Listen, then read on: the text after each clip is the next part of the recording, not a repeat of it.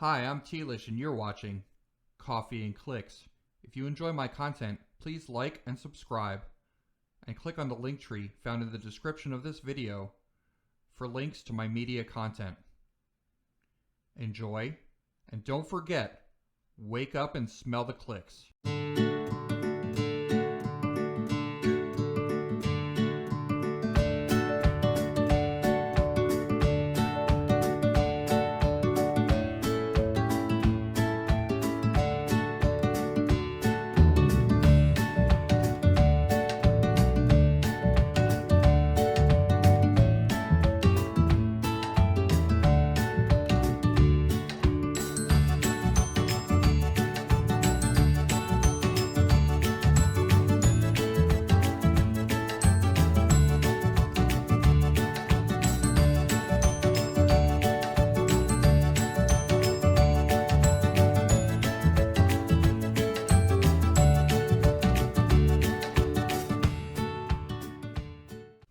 Hi, I'm Tealish and you're watching Coffee and Clicks.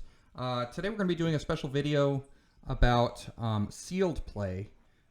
This video is mainly for new players, but it's for anybody that really wants to learn more about sealed Heroclix. We're joined by Antonio Clark and Lucas Tom Van Holland. Both really good players at sealed. They've had a lot of success lately with sealed play. For those of you guys who don't know, for those of you watching at home who don't know what sealed play is, maybe you guys could help me describe it a little bit. Sealed, when you play Heroclix and you go to a store and the format is considered sealed, you open up 2 booster packs that contain 5 figures in each booster. So you get 10 figures at random, and you usually have about 15 minutes to build a team with those 10 figures, whatever they may be that you pull. So you pay for those 2 packs, and you open them up, and it's at random. You build a team from 10 figures, and then you play the tournament using that team. So, Yep. Antonio and Lucas, I just wanted you guys to talk about a little bit about your recent success with sealed play, if you want, whoever wants to start. Go for it, man. Lucas, you want to go? Sure, I guess, why not? So last month we were down in Orlando, Florida for David Newmark's Flix Cup weekend event. And the event that I ended up winning down there was the Team Sealed event. So Team Sealed is a little different than standard 2 booster sealed in that you have teams of 3 and each team member gets 2 boosters, or in some cases that people are pushing for, the team gets an entire brick, which I think is an idea that might become more popular in the future once people want to get around it just for better distribution. But we each get 2 boosters, and we open all of those boosters and then build 3 300-point teams cumulatively between the 3 of us, using all of our polls as a communal poll. So at that event we were playing Wonder Woman 80 sealed, and it was we had pretty decent polls. It was myself, PJ Bolin, and Edward Shelton representing the team 1 for Phoenix Nest. I think we ended up like with 5 teams or something like that. There was a bunch of us there. PJ had a solid team that made up of the Super Flash. I think it was Psycho Man, Mary Marvel or Mary Shazam, Harley Quinn, others. PJ had our hodgepodge team. Edward had the Green Lantern, and he was playing a Justice League team. He had Mary Marvel as well, or Mary Shazam as well, and I think it was a Maxwell Lord and 1 or 2 other figures. So he allowed him to, basically camp there with the 21 defense at range and use his theme props to force people to miss. So you had to roll because there's no perplex in this set, so you had to roll 10s multiple times in order to hit him from range. And then I had what I myself, and I think many others agree, was the best team in the entire event, which was double Apollo, double Common Cersei. And I'll get into why that is easily the best team in a second. But so that was what our full builds were, and we won every round. I think PJ ended up losing 2 games on the day. Edward lost one. I went undefeated. As a team, is if you at least go 2-1, you consider to have won the round, and we won out the entire event, beating out some very good players in some cases multiple times. Um, so, like I mentioned, my team was double Apollo, double Cersei.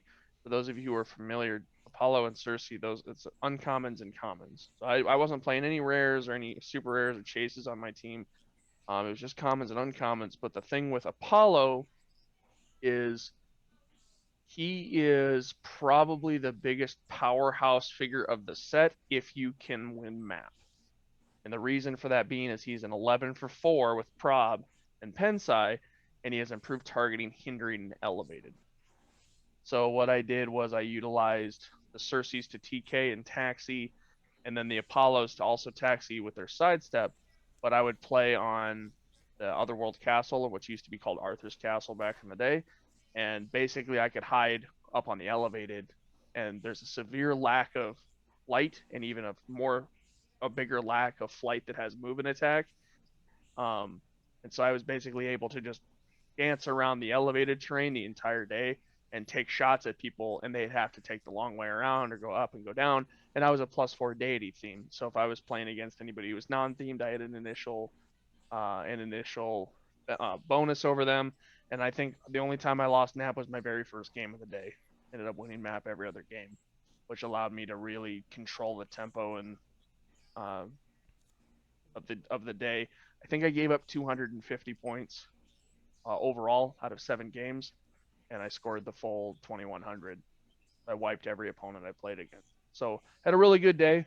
It worked out really well as a team. Like I said, we won and we did really well. So it was a fun event, and we were fortunate enough to take it. So it was a good time. Yeah. And Antonio, what about you? Um, I mean, as when we finally got some Rise and Fall over at Highlander Games in New Jersey, we did a pre-release. I was lucky enough to pull Ultra Chase Deadpool. So that was very cool. Not a figure I was expecting to pull. I also pulled non-prime Mimic and some other stuff. So I ran Ultra Chase Deadpool at 100 points, which I think is great because he has a stop click, he has starts with prob, running shot, ninja explosion, he sees 3 characters, which helped me out in every single round, him seeing 3 characters. And Mimic, on top of playing Mimic at the lower point dial, I also had on the sideline Blob, Sabretooth, and Destiny, which I ran with Destiny every round. So Mimic had stealth, super senses, and probability control, his whole dial. And then I had Cyclops, Colossus, and Rachel Gray backing me up. And, if you try to hit Mimic hit his super senses just about every time. So did Deadpool. I went against Tony, actually, our first round. He had Apocalypse with tempo, which did very well. He crit hit my Deadpool the first time, hit him right to a stop click, but I rolled a 6 on regen, and then things got, I killed his Professor X, and I started, doing other things and some misses, and it was some good competition, some really good figures that were pulled. So I won a Master Mold, so that was a great day. And then I played 2 other pre-releases. I played one other pre-release at New World Manga, where I pulled a Super Rare Apocalypse, and I pulled some stuff with him, which one of them was Colossus. And that Apocalypse, even if you get him down, once he gets down to him having Mastermind, him being able to mastermind the Colossus with a rally token is almost not fair, especially since he gives everybody still energy. And if I'm hitting and you're missing, then I'm healing and you're not. So I won that. I won that one. And then I played over at one of my home stores, which was King's Games in New York, in Brooklyn. And, I didn't get any super rare. Well, no, I didn't get any super rare at that time, but I had a Shadow King, which probably my favorite round was making a Banshee an opposing Banshee kill his whole team, which consisted of, Malice, Kid Gladiator, and somebody else. Banshee just was out there running, and what he would do is I would mind control him with Shadow King. He would run over with Banshee, get one square away, so I'm next to whoever I wanted Banshee to hit, but Banshee's not, and then he would just hit. He would Psychic Blast whoever, which was Kid Gladiator, to get him off of his confidence token, which was big. And then I had Tempo on my team too, so I had Prob, I had 2 Havocs, and Raza, and I had Moira, who I think is amazing. Moira is actually really great piece. And I had Raza, who did well. I didn't really like the Starjammers too much, since the other ones I thought were really great as a team, but Raza really showed me like, oh, you're pretty all right. So I was been very lucky with Sealed. I usually pull very well with Sealed. I must be Irish somewhere down in my bloodline, because I'm pretty lucky. But yeah. Great. And so that was makes me think what both of you said about your teams and what you pulled. A lot of people think with Sealed, the way the format is, the way the format is, that it's all based on what you pull and that it's all luck. But maybe I don't agree with that. But maybe you guys can say something about that. Is it all luck, or like, what do you think about Sealed compared to Constructed, I guess? So I have a very strong opinion when it comes to Sealed. Sealed is a format that punishes good players and gives a handicap to bad players. And here's why. This isn't speaking ill or anybody or trying to put anybody else up on a pedestal. But if you're at a sealed tournament, right, let's say there's 15 players, and 2 of those players are known to be very good.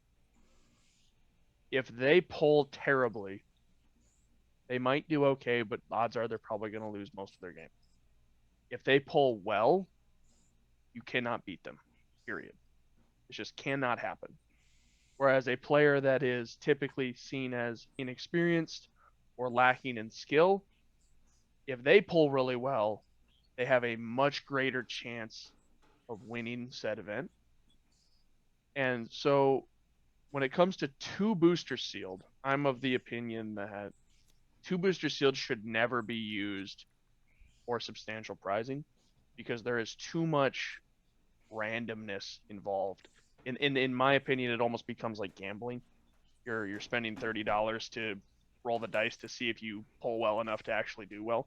Because when in Nationals 2018, we were playing in Team Sealed, right? And I'll get into this, but Team Sealed is a completely different animal than 2 boosters sealed.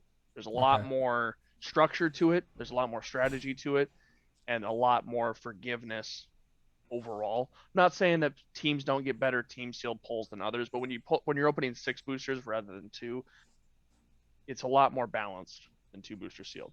But even in team sealed in 2018, that was when Avengers Infinity was the set. For those who remember that one, my team pulled 1 super rare, no good colossals. I think we pulled like 2 devil dinos, a Hulk, and like 2 buggies, right, or something like that. We pulled 2 of the rare Star Foxes, which, if you've ever looked at that figure, is one of the worst figures ever made. Yeah, there were memes. Right? Memes. We about had it, right? we had nothing, right? The only good figure we pulled was like Chase Moondragon, and that was it. Or it was Chase Photon. Yeah. That was it. That was the only good figure we pulled.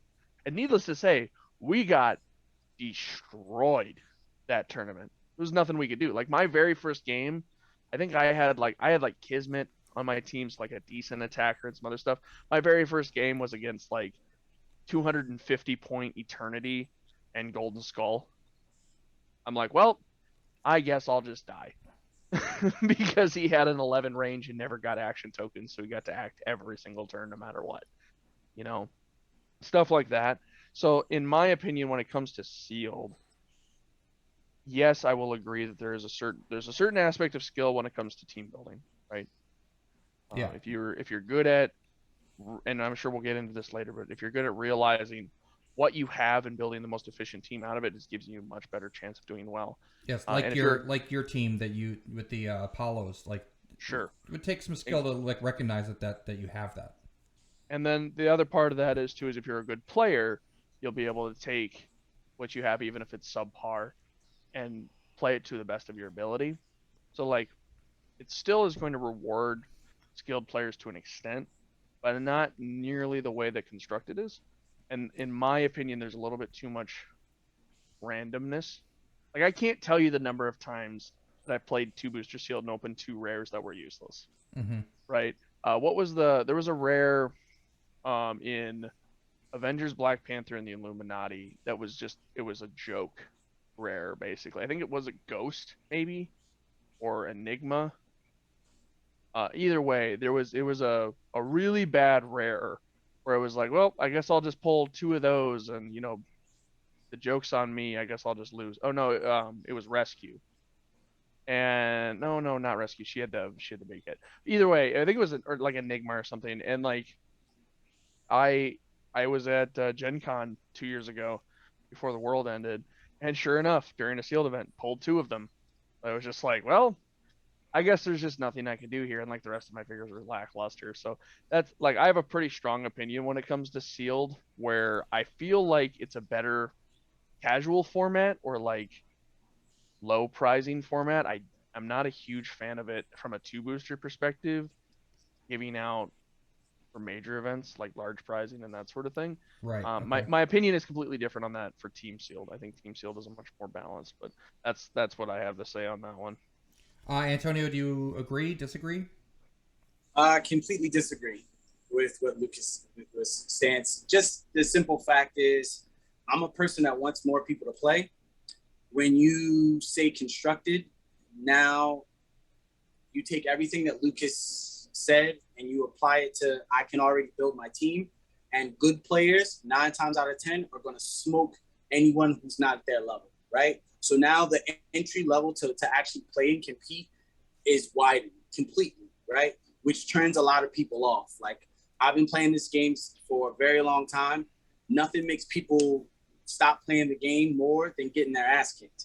So, and like not I lose. It's called I by turn 3 my team is decimated because this person brought this meta team, which you're supposed to when there's substantial prizing, but if you're not the best meta player or builder, you're gonna get smoked, and then you're not gonna want to compete at that level. So for me, I think sealed is I always call sealed the great equalizer. Show me that you're good. Yes, if you just pull absolute garbage, you pull 2 rescues. You know what? You had really bad pulls. The average person that I see, they will say they had bad pulls if they didn't pull the power pieces in a set. They'll look at a piece like, oh, okay, well, I guess I can't play this. I guess this piece is good. Because since they don't look at it as meta, they look at it as a piece of trash, not seeing that you can actually play around with it and with proper positioning and your dice, having, which is the thing that people try to eradicate when they play in the meta, then you can actually do well. I've done well. I've seen other people that I play with. I've seen other high-level people do well with what most people would call trash. So should I say you should, get a factory set based on seal? Probably not. That is very high stakes. But at the same time, when you say constructed, the cream always rises to the top. And if you want actually a healthy community to actually come out and actually compete, we have worlds, we have nationals and stuff like that. Make these other events where you can win some substantial prizing. Make it sealed. Show me that you're good. To me, this is just my hard stance on constructed. You're not showing me how good you are by playing the most powerful pieces in multiples in the game. You're just not. You're just not. I'm never going to change my stance on that. Am I saying I know a whole bunch of good players who play and I understand what the meta is? I get it. I'm not ignorant to that fact. But again, sealed play, show me that you're good when you don't pull a super rare. Show me that you're good when you don't pull this, that, and the third. I just recently said I pulled really, really well. I've still won events when I've pulled nothing but a rare or two. Shadow King is not the nastiest piece in the X-Men set. Is he good? Yes. Does he have stealth? No. He doesn't have any of the things that I like, stealth or evasion. He didn't have that. If you have one outwit, you could potentially get him really well. And he, through proper positioning and team building and stuff like that, I made him work for me. So I when it comes to sealed, I love sealed play just because I love the randomness of it. I love and to me, it is a high level, it's a high showing of skill when you say, you know what, I got this jumbled mess and I'm going to win with it. And you know what, I beat your team that had 12 attacks, 4 damage, prob out the yin yang, because I positioned properly, because my map choice mattered, things like that.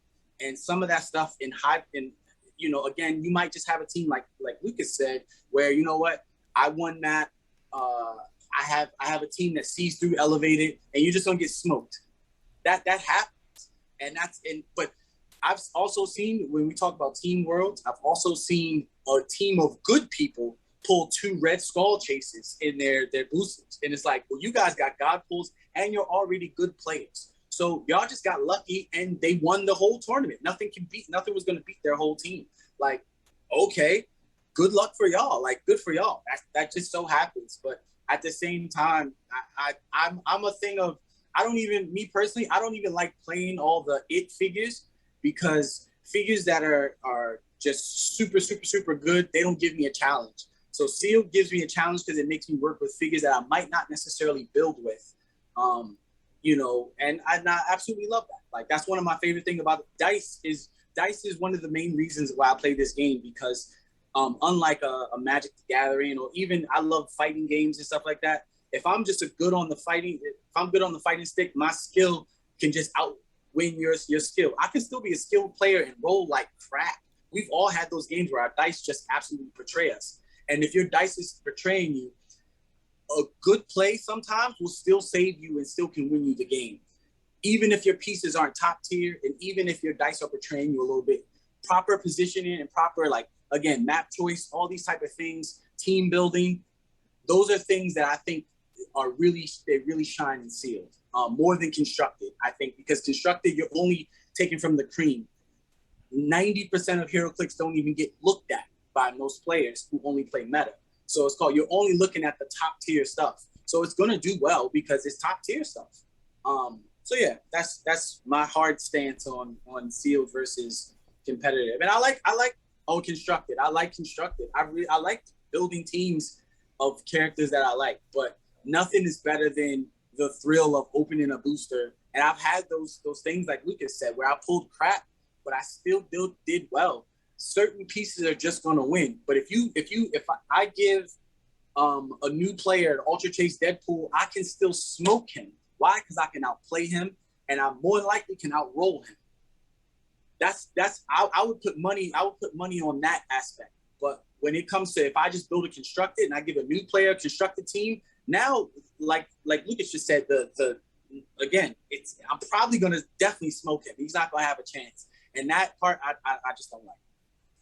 Yeah, I mean, I can definitely see both your points. Lucas, I can understand that there's an element of randomness to it that is, makes it too much of a gamble, and it's like, you don't want to put that much prizing into it because, or at least have a fellowship or something, because, there is a gamble in the sealed format. That's, that's kind of like what it is pulling pieces at random. I also see Antonio's point because, like, I guess the disparity between like the good players and the beginners it's in both sealed and constructed. It's a large disparity. I mean, if you're a good player, you're going to do well. That's just how it is in Heroclix, and there is a slow learning curve. So I do understand that, and I do understand that. I mean, for me, I like both formats, constructed and sealed, because I like to get use out of my figures. In constructed, the pieces that I buy, I like to use them in constructed, and I also like to play figures that I would never touch in my collection in sealed. Like my because I've got tons of figures just lying around. Like in boxes and stuff, and some of those figures I never touch, so I do like to get use out of them, and that's one of the reasons why I like sealed.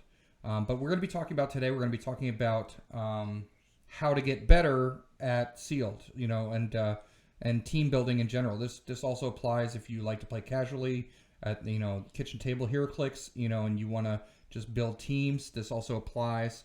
What do you put into a team building, and eventually close that gap in the disparity between the good players and the the beginners. How do you close that gap? How do you become a better HeroClix player in general? So that's what we're going to be talking about today.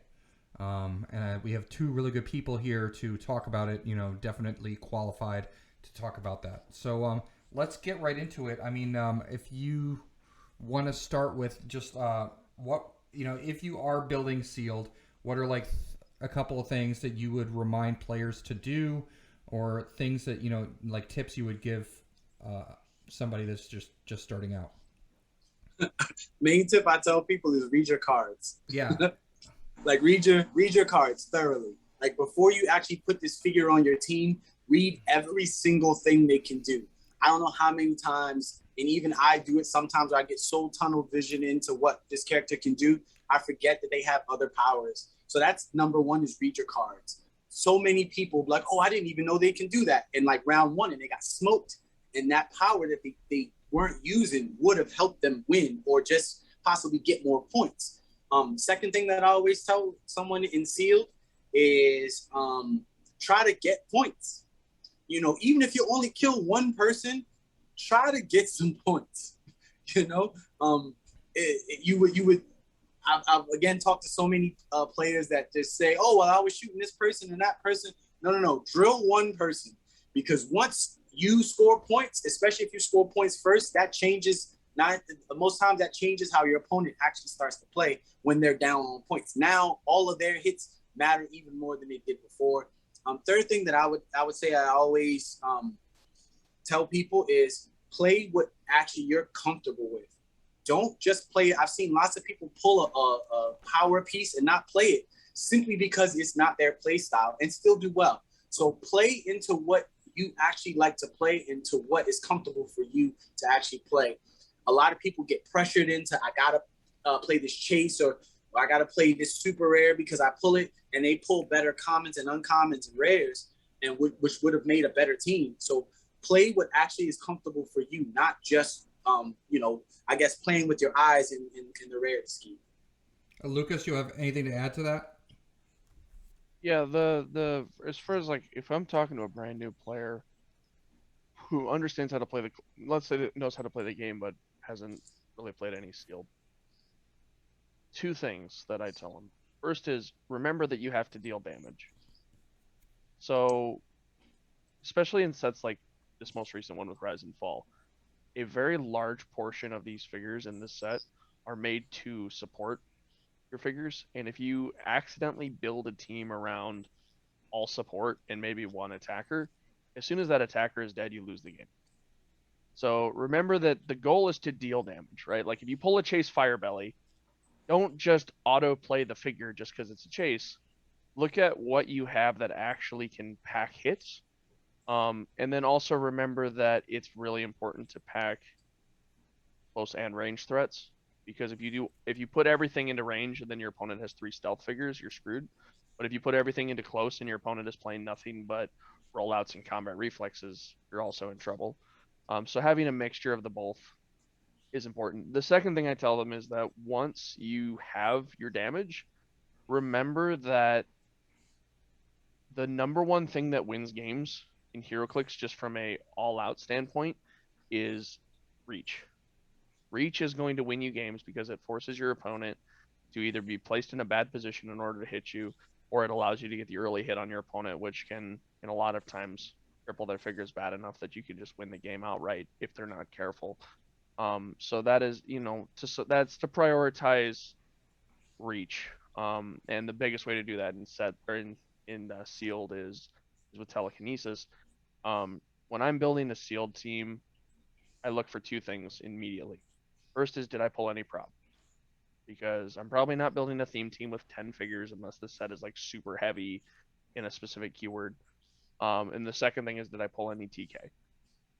Because with prob and TK, it greatly increases your ability to overcome odds of bad dice rolls, especially with perplex being in benched power now, and everybody just using naked attack values. And then it allows you to get those alpha strikes off, which, if you're being careful about your positioning, can realistically end games as fast as they begin in a lot of situations. Those are the big things that I have been saying to my locals, because we've been playing a lot of sealed lately, with the Rise and Fall just coming out, and then also some other events we did with like Wonder Woman and some older sets as well. And the nice thing about sealed is that the theories for crafting are basically the same, whether you playing Infinity Challenge or Rise and Fall, because all the powers are still there. The only powers that aren't in the older sets that are in the new ones are the pink powers, and then special powers depending on how old you want to go. So Yeah, I mean, I had a couple other things to add to that. I would say don't forget. I mean, building off of what you said about damage, make sure you can deal damage. Don't forget to play objects, especially in this set where there's a lot of low damage figures. You know, you might need to use light objects to, you know, make that damage +1 with some attacks. Don't forget to read your opponent's cards. I always ask to read your opponent's cards, especially if you're unfamiliar with the set. And it's a good idea to get on sites like Clix Nexus and HC Realms and look at your figures ahead of time to read and understand, you know, just to know what the figures do, so that when you're team building, you only have 10 minutes to build a team or 15 minutes to build a team. You're not like feeling overwhelmed reading all the cards and knowing like exactly what your figures do and what your opponent's figures do. So really, there's ways to study what the dials are on different sites, various websites out there. Those would be my suggestions. Also, I had some questions for you guys about some things you said. Antonio, you said score some points. Make sure you score some points. Would you prioritize? And I guess Lucas, you can answer this too. When you're playing a game, how do you prioritize what piece to attack? You know, because I see new players and they're stuck on like taking out the biggest piece, the big guy, the big guy, and then they do that, and then they get stuck because they can't score any points. They ended up with 0 points at the end of the game because they can't KO a figure. So that's a great question, Tony. So the answer to that is, first, to follow up what I was saying, I always tell new players punches and bunches. It's like boxing, right? When you see boxers, good boxers know how to throw a jab and then come around with a uppercut or a cross or something like that for the knockout blow, right? They set you up with the one that connects and hit and drop you with the other. So punches and bunches, right? So the way exactly what Lucas said, which is I check to see if I have prob or TK and stuff like that. Support powers usually are not on pieces that actually do a lot of fighting or do a lot of damage. You know, yes, we have pieces that have prob that are really good and TK that are great, that have reducers. But most times, if say in this set, 9 times out of 10, if you have TK, that means you either have Rachel Gray or you have Polaris. Both of those are soft targets that can be easily hit with 1 or 2 actual good punch. It takes 2 to hit both, to kill both of them with the average damage, which is 3 in the set. So I prioritize like you were just saying, Tony, I prioritize the support first, because if you have probability control and you only have that one prob control, now it's called, if I kill your prob control, now it's your dice versus my dice. And I usually like to build around evasion type of pieces, because you can't hit what you can't hit. So, and I do like stealth too, because you can't hit what you can't see. So it's one of those things where if you have prob, 9 times out of 10, you probably live 4, maybe 5 clicks with not a lot of good reducers. I can probably take you, and now that person has to rely on their dice. Or if you have one outwit that you're waiting on. When you and I played in the Rise and Fall, I had to get rid of your Professor X because you had Apocalypse who also had an outwit. So having 2 outwits automatically is not a good thing when I had none on my team. But when I take that easy Professor X, Now, not only am I up on points, but now you have to score points and you only have one outwit. And at that time, I could have went after your Apocalypse with Deadpool who had exploit weakness. I could have went after him, but I'm still susceptible to another outwit and possibly another attack from that Professor X. So I take out support powers first. Yeah, I mean, Lucas, do you do the same thing or? So, target selection varies based on what your opponent is playing, and this is true in constructed as well.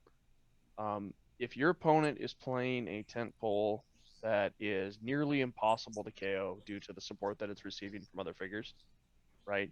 It's getting barriered in. It has a defend that it's copying off of. It's getting perplexed to high heaven. It's got 4 probs lined up on it. It's being granted powers through other mechanics.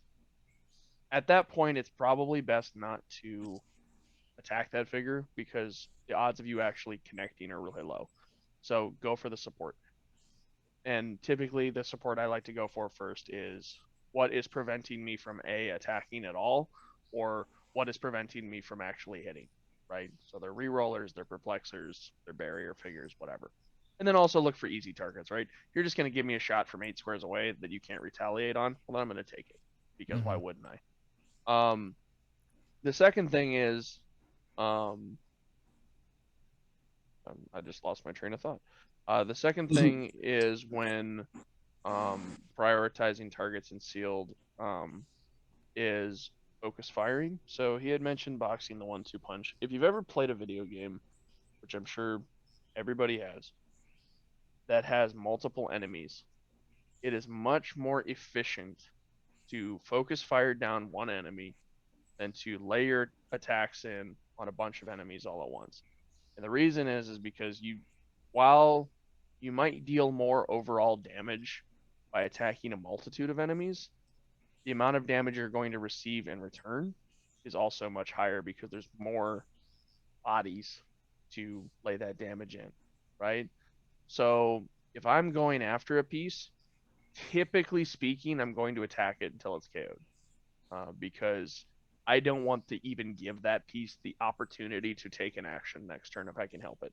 Because if I'm limiting the number of actions you can take, either free or costed, or even support or damage based, that is going to allow me to gain momentum. And the number one thing that wins Heroclix games that a lot of players don't realize is whether or not you have momentum and tempo control for a game.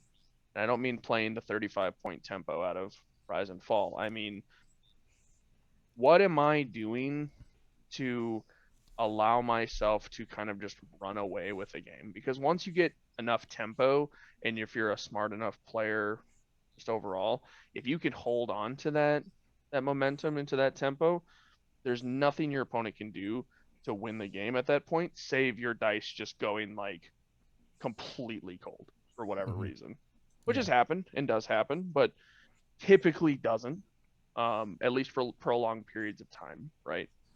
When I was playing in Team Sealed, there were several. I had 4 probs on my team. That was one thing I didn't mention, is that every figure on my team also had prob. There were several turns where I missed every attack. It happened multiple times, even with 4 probs. But overall, it didn't, based on the way that the team was built. And so once I started carrying momentum, statistically speaking, I was going to be able to finish off that game. So that's the biggest thing, is understanding what the number one target should be based on probabilities, and then also keep that momentum once you have it. Focus fire opponents down, just kind of start rolling, because once that snowball starts building, it's really hard to stop as long as you're not being negligent with your team. Yeah. No, I completely agree with that. I think that's great advice. Also, you mentioned TK, telekinesis. So I think what a lot of people do when they when they are kind of new and they want to use telekinesis is they TK that figure out and all the way out, and get that first attack in. Because you mentioned reach and how reach is so important, but it doesn't necessarily mean, I don't think, leaving a figure out in the middle of the board vulnerable for just to get that first attack, right? Or Yeah, for sure. So The thing with TK is it gives you options, and TK is by far and away the second most important power in sealed, in my opinion. Prob being the first. You can reroll attacks in sealed. You're much more ahead of your opponent because you can not get punished as badly for bad dice rolls. But TK enabling the reach, I think that outranging your opponent by TKing something out, and then like let's say I TK and then charge, or TK then running shot. That in and of itself is a very powerful combo, just because you're able to get that alpha strike off. But you don't want to just leave your figure hanging, right? Necessarily. So there are the plays where you TK out, shoot, and then, or like running shot out, shoot, TK back, right? Or TK out, shoot, move somebody up and carry them back, or whatever it ends up being. Those are all very valid plays. But there's also plenty of times, like when I was playing double Apollo, double Cersei, where what I would do is I would TK out Apollo, shoot, then I would move the other Apollo, carry Cersei, place Cersei behind. Apollo would then sidestep, carry the other Apollo, and then Apollo would sidestep, carry the other Apollo, right? Or something like that. Or even TK the Apollo, shoot, move the other Apollo, and then do the sidesteps that way. Because with the rules changes, flyers being able to carry flyers is easily one of the most busted things in the game right now, especially when both of those flyers have sidestep. Because you could just get away for no reason. But like, so there's a lot of positioning you can do. And Heroclix is a game as a whole that the only thing we cannot control is dice rolls in this game, right? Every other aspect of the game can be controlled. And, you know, not to definitely don't want to like start any arguments or do anything that's going to make any heated discussion. But when with what Antonio said earlier about instructed players playing the best things, that's because they are doing everything in their power to limit the number of potential errors on the board. They're controlling as much as they're capable of controlling, right? That's why Tyler Spees played an animal team that had access to 7 probs in one turn or 8 probs in one turn, because he was basically going to either A, guarantee that he's going to hit, or B, guarantee that you are going to miss, right? He is utilizing everything in his toolkit that he felt was available to lower the chances of losing the game overall. That's the number one thing that like Prob does, Perplex does, you know, Outwit does. They help do that. But when it comes to actual play, the game rewards good positioning more than anything else.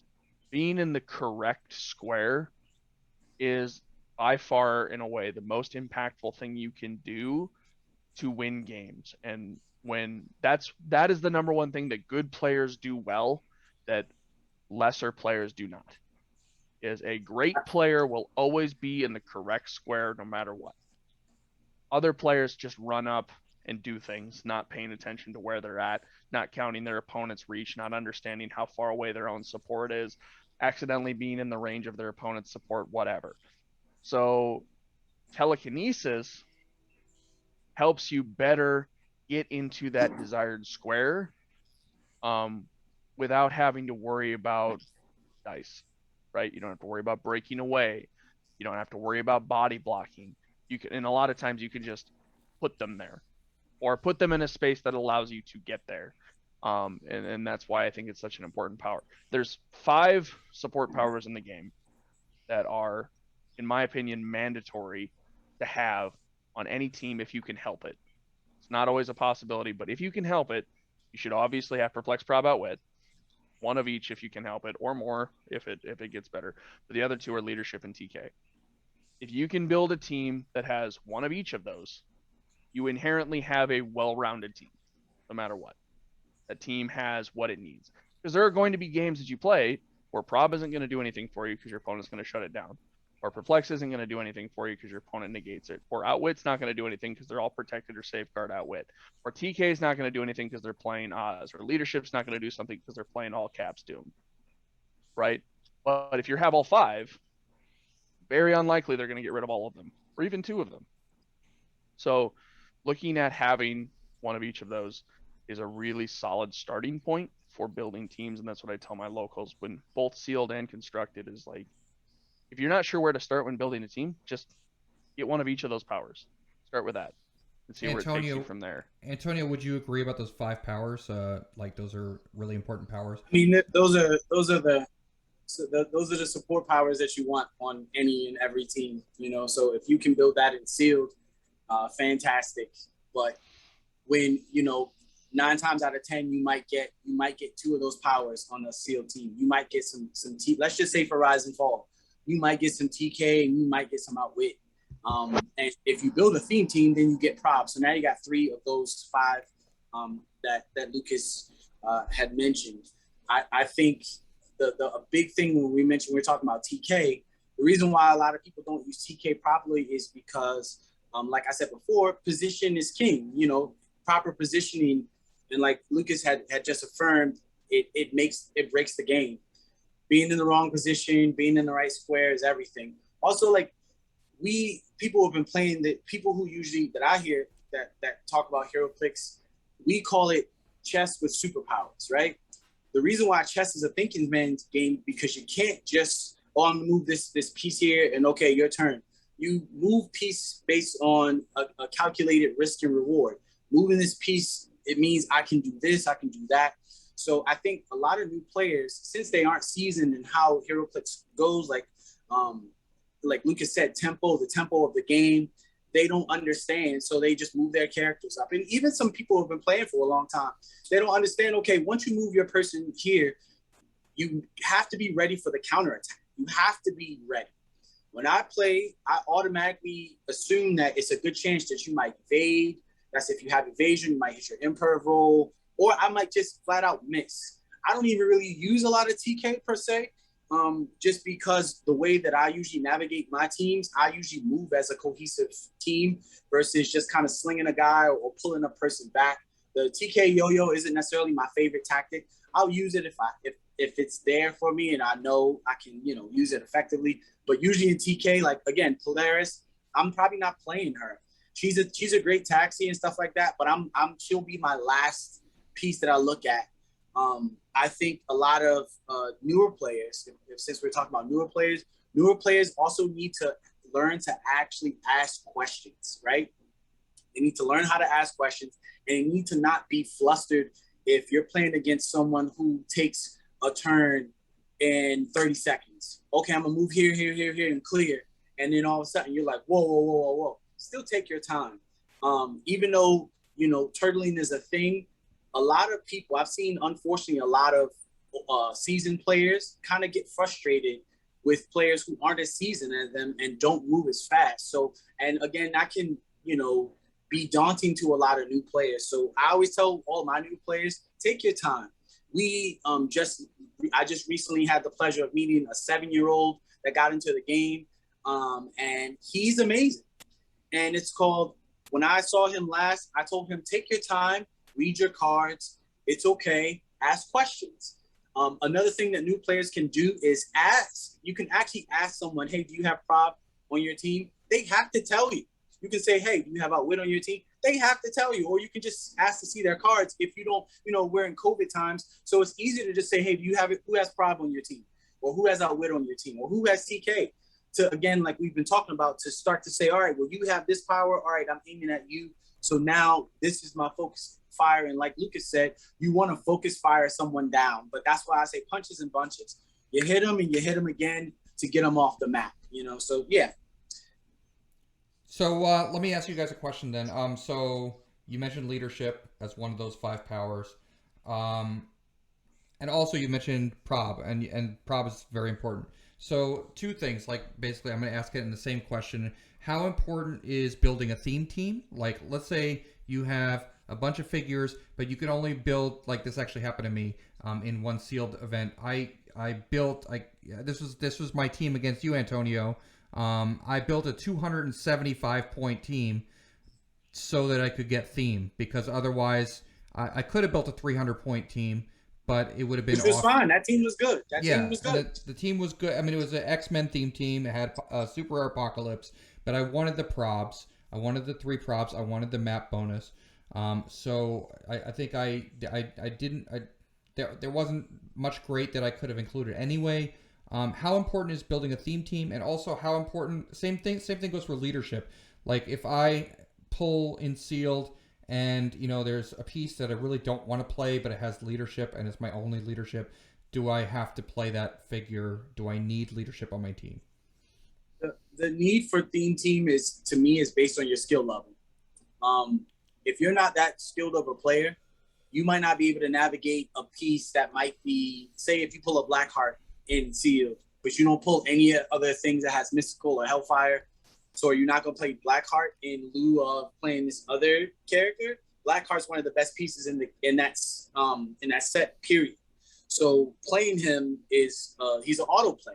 So you're probably not gonna get theme team with him. Not 9 times out of 10. There's a possibility you can, of course. So I don't put too much weight on theme team. I've seen people use their theme team props in one turn. I've seen somebody use three theme team props and still miss. And then after that, then what do you have? Yes, there is definitely advantages to having a theme team map role, because I tell new players also, if you can, think about the map that you want to choose, because good map actually can win you or lose you the game right off the break.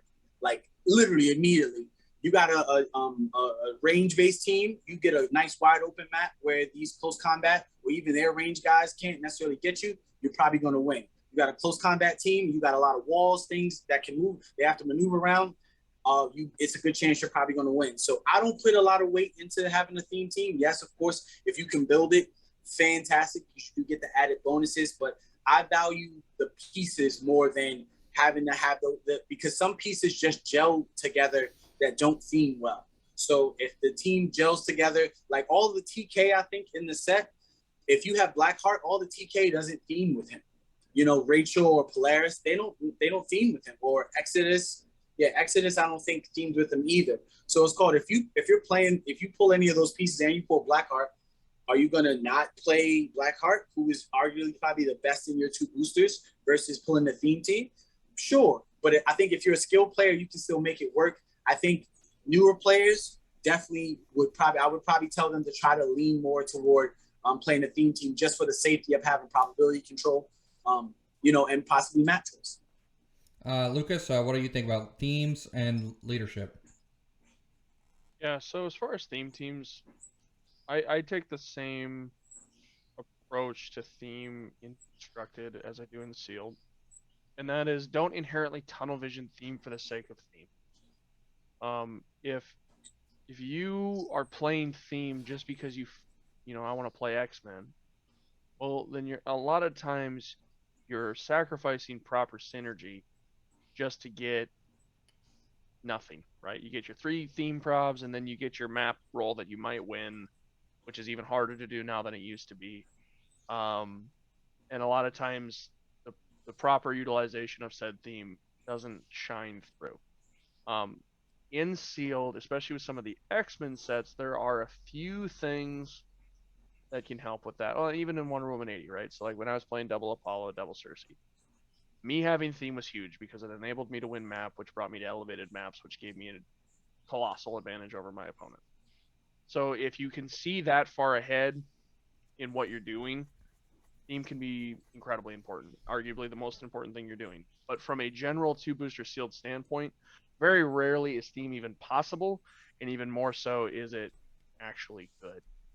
The 3 theme probs a lot of times are going to enable you to hit 1 attack, and that's it. And you might get a map choice over your opponent, which sometimes winning map can help there, but a lot of times you're not going to a map that actually benefits your team more than an event benefits your opponent, as you're playing the same kind of figures, as you're playing from the same set. So I would say theme. I would say theme is situational. It can be important, but it also can be a crutch that a lot of people, or a trap that a lot of people fall into. So don't inherently do that. As far as leadership, leadership is the 3rd most important power in sealed, in my opinion.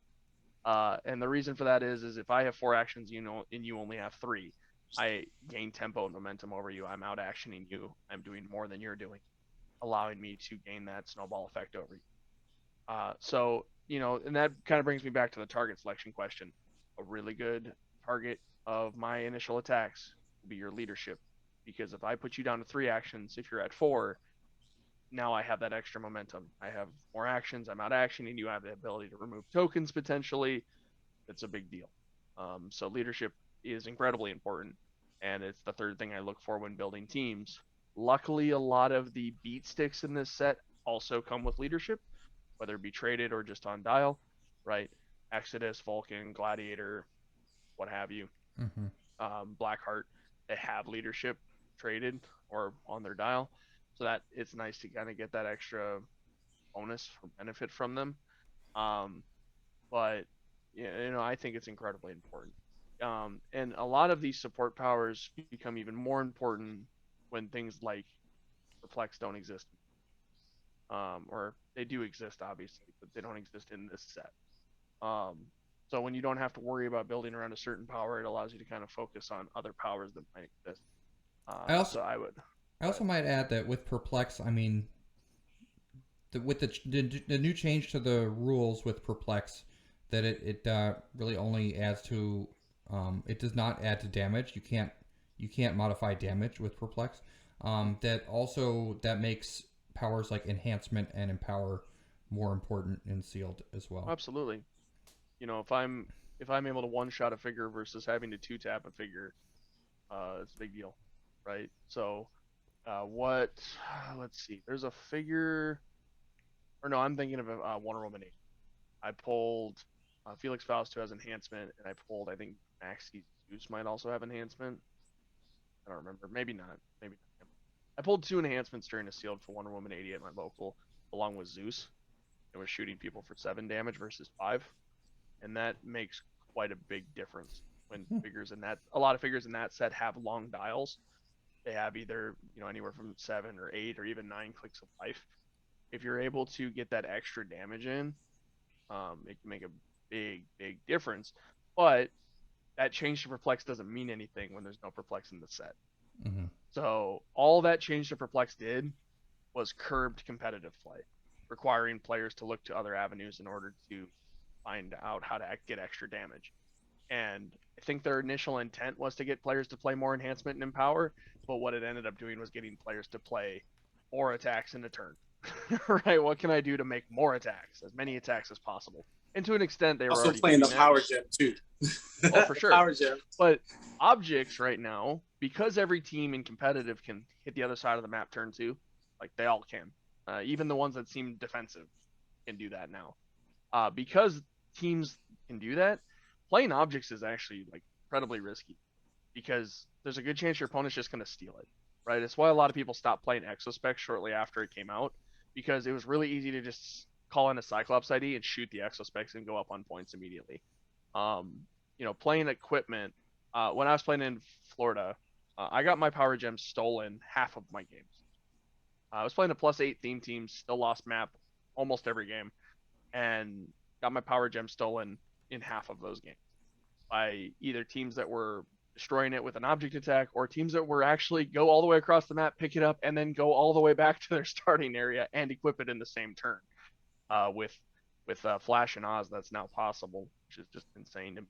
But yes, the Power Gem makes figures that are great go to absolutely insane overnight.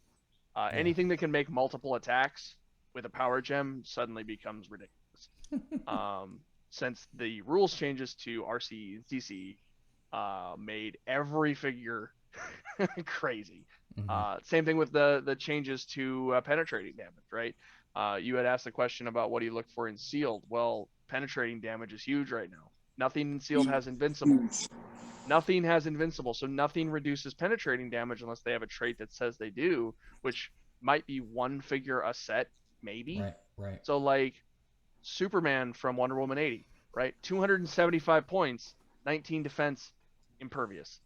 So any old figure with Pensai or any old figure with Exploit can just come through and chew through that figure like he's nothing. Making Superman 50% super senses though.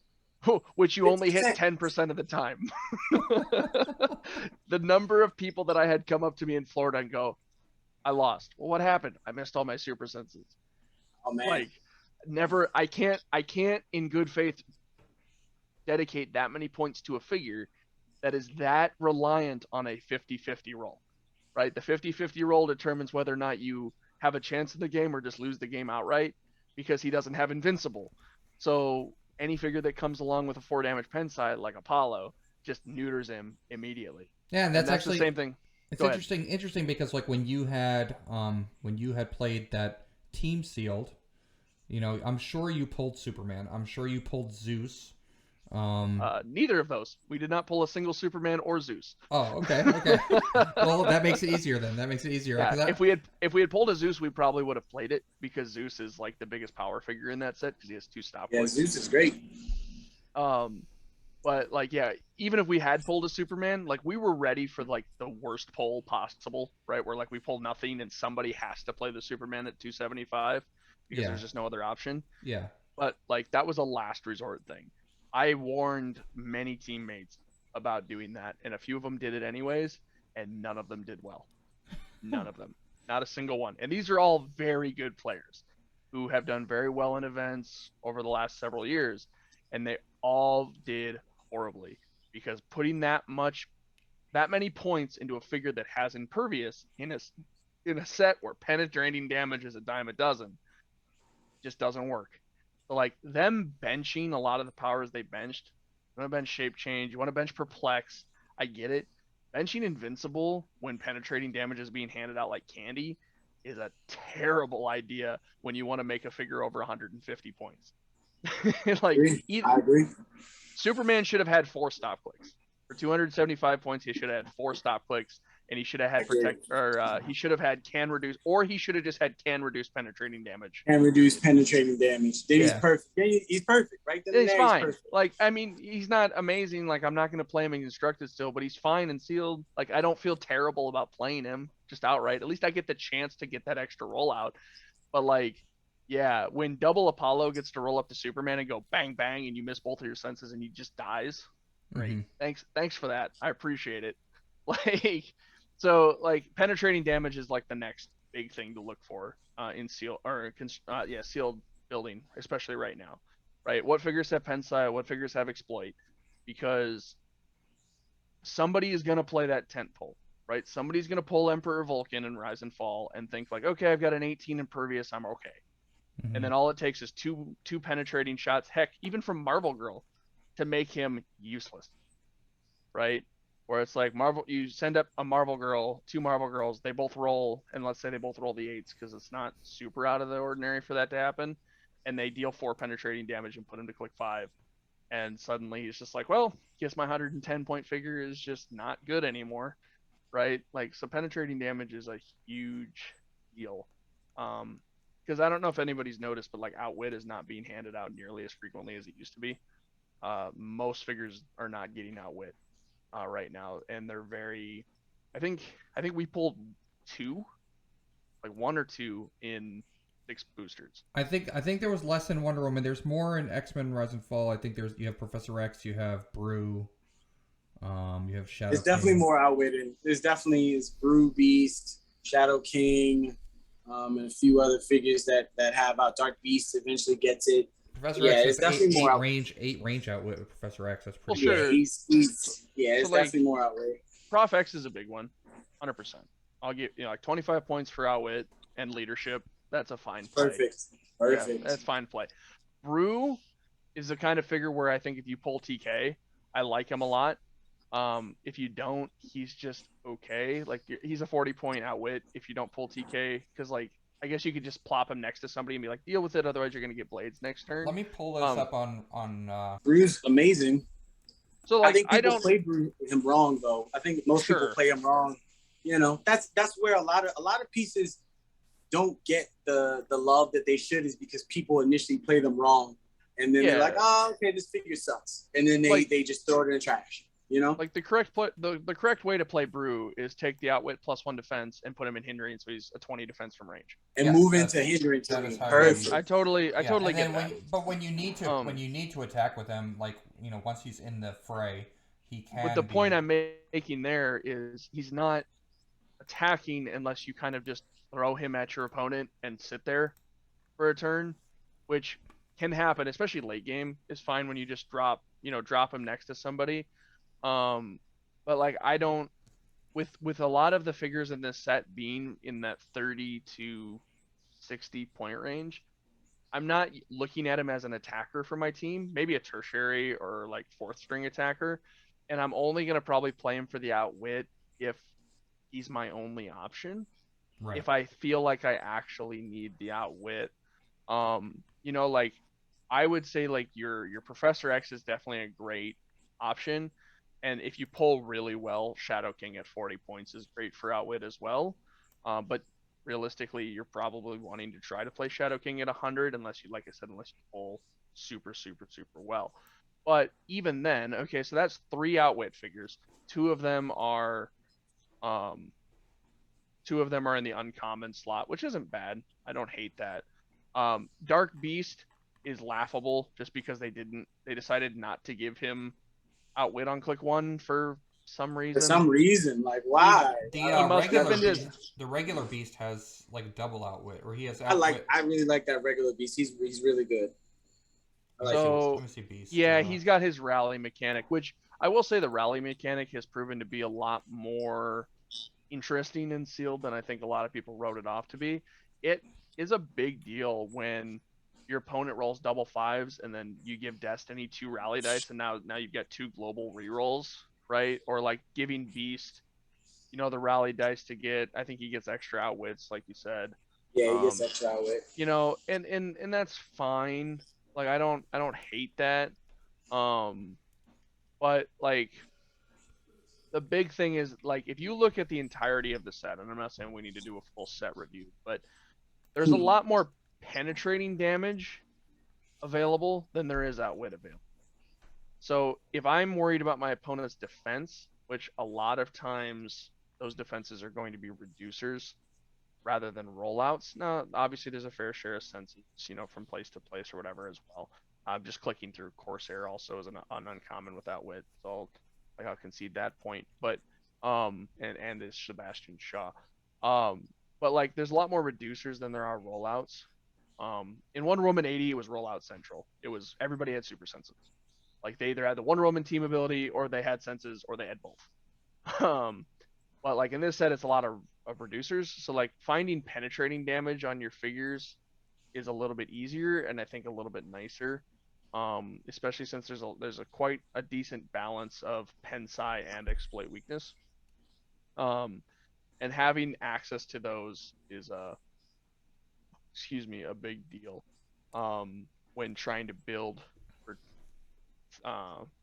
for teams, especially when, like we mentioned, the average player's tendency is to play the high pointed, heavy damage figure that they pull, right? Like the Emperor Vulcan. Oh, I pulled Emperor Vulcan. Well, I have to play him at 110, right? Well, okay, along came 2 penetrating attacks, and now he's kind of just out of the things like that. So that's basically where I was going with. Oh yeah, I would feel bad. Antonio, I would feel bad if 2 racial grays kills your Emperor Vulcan, you're playing Emperor Vulcan very, very poorly, unfortunately.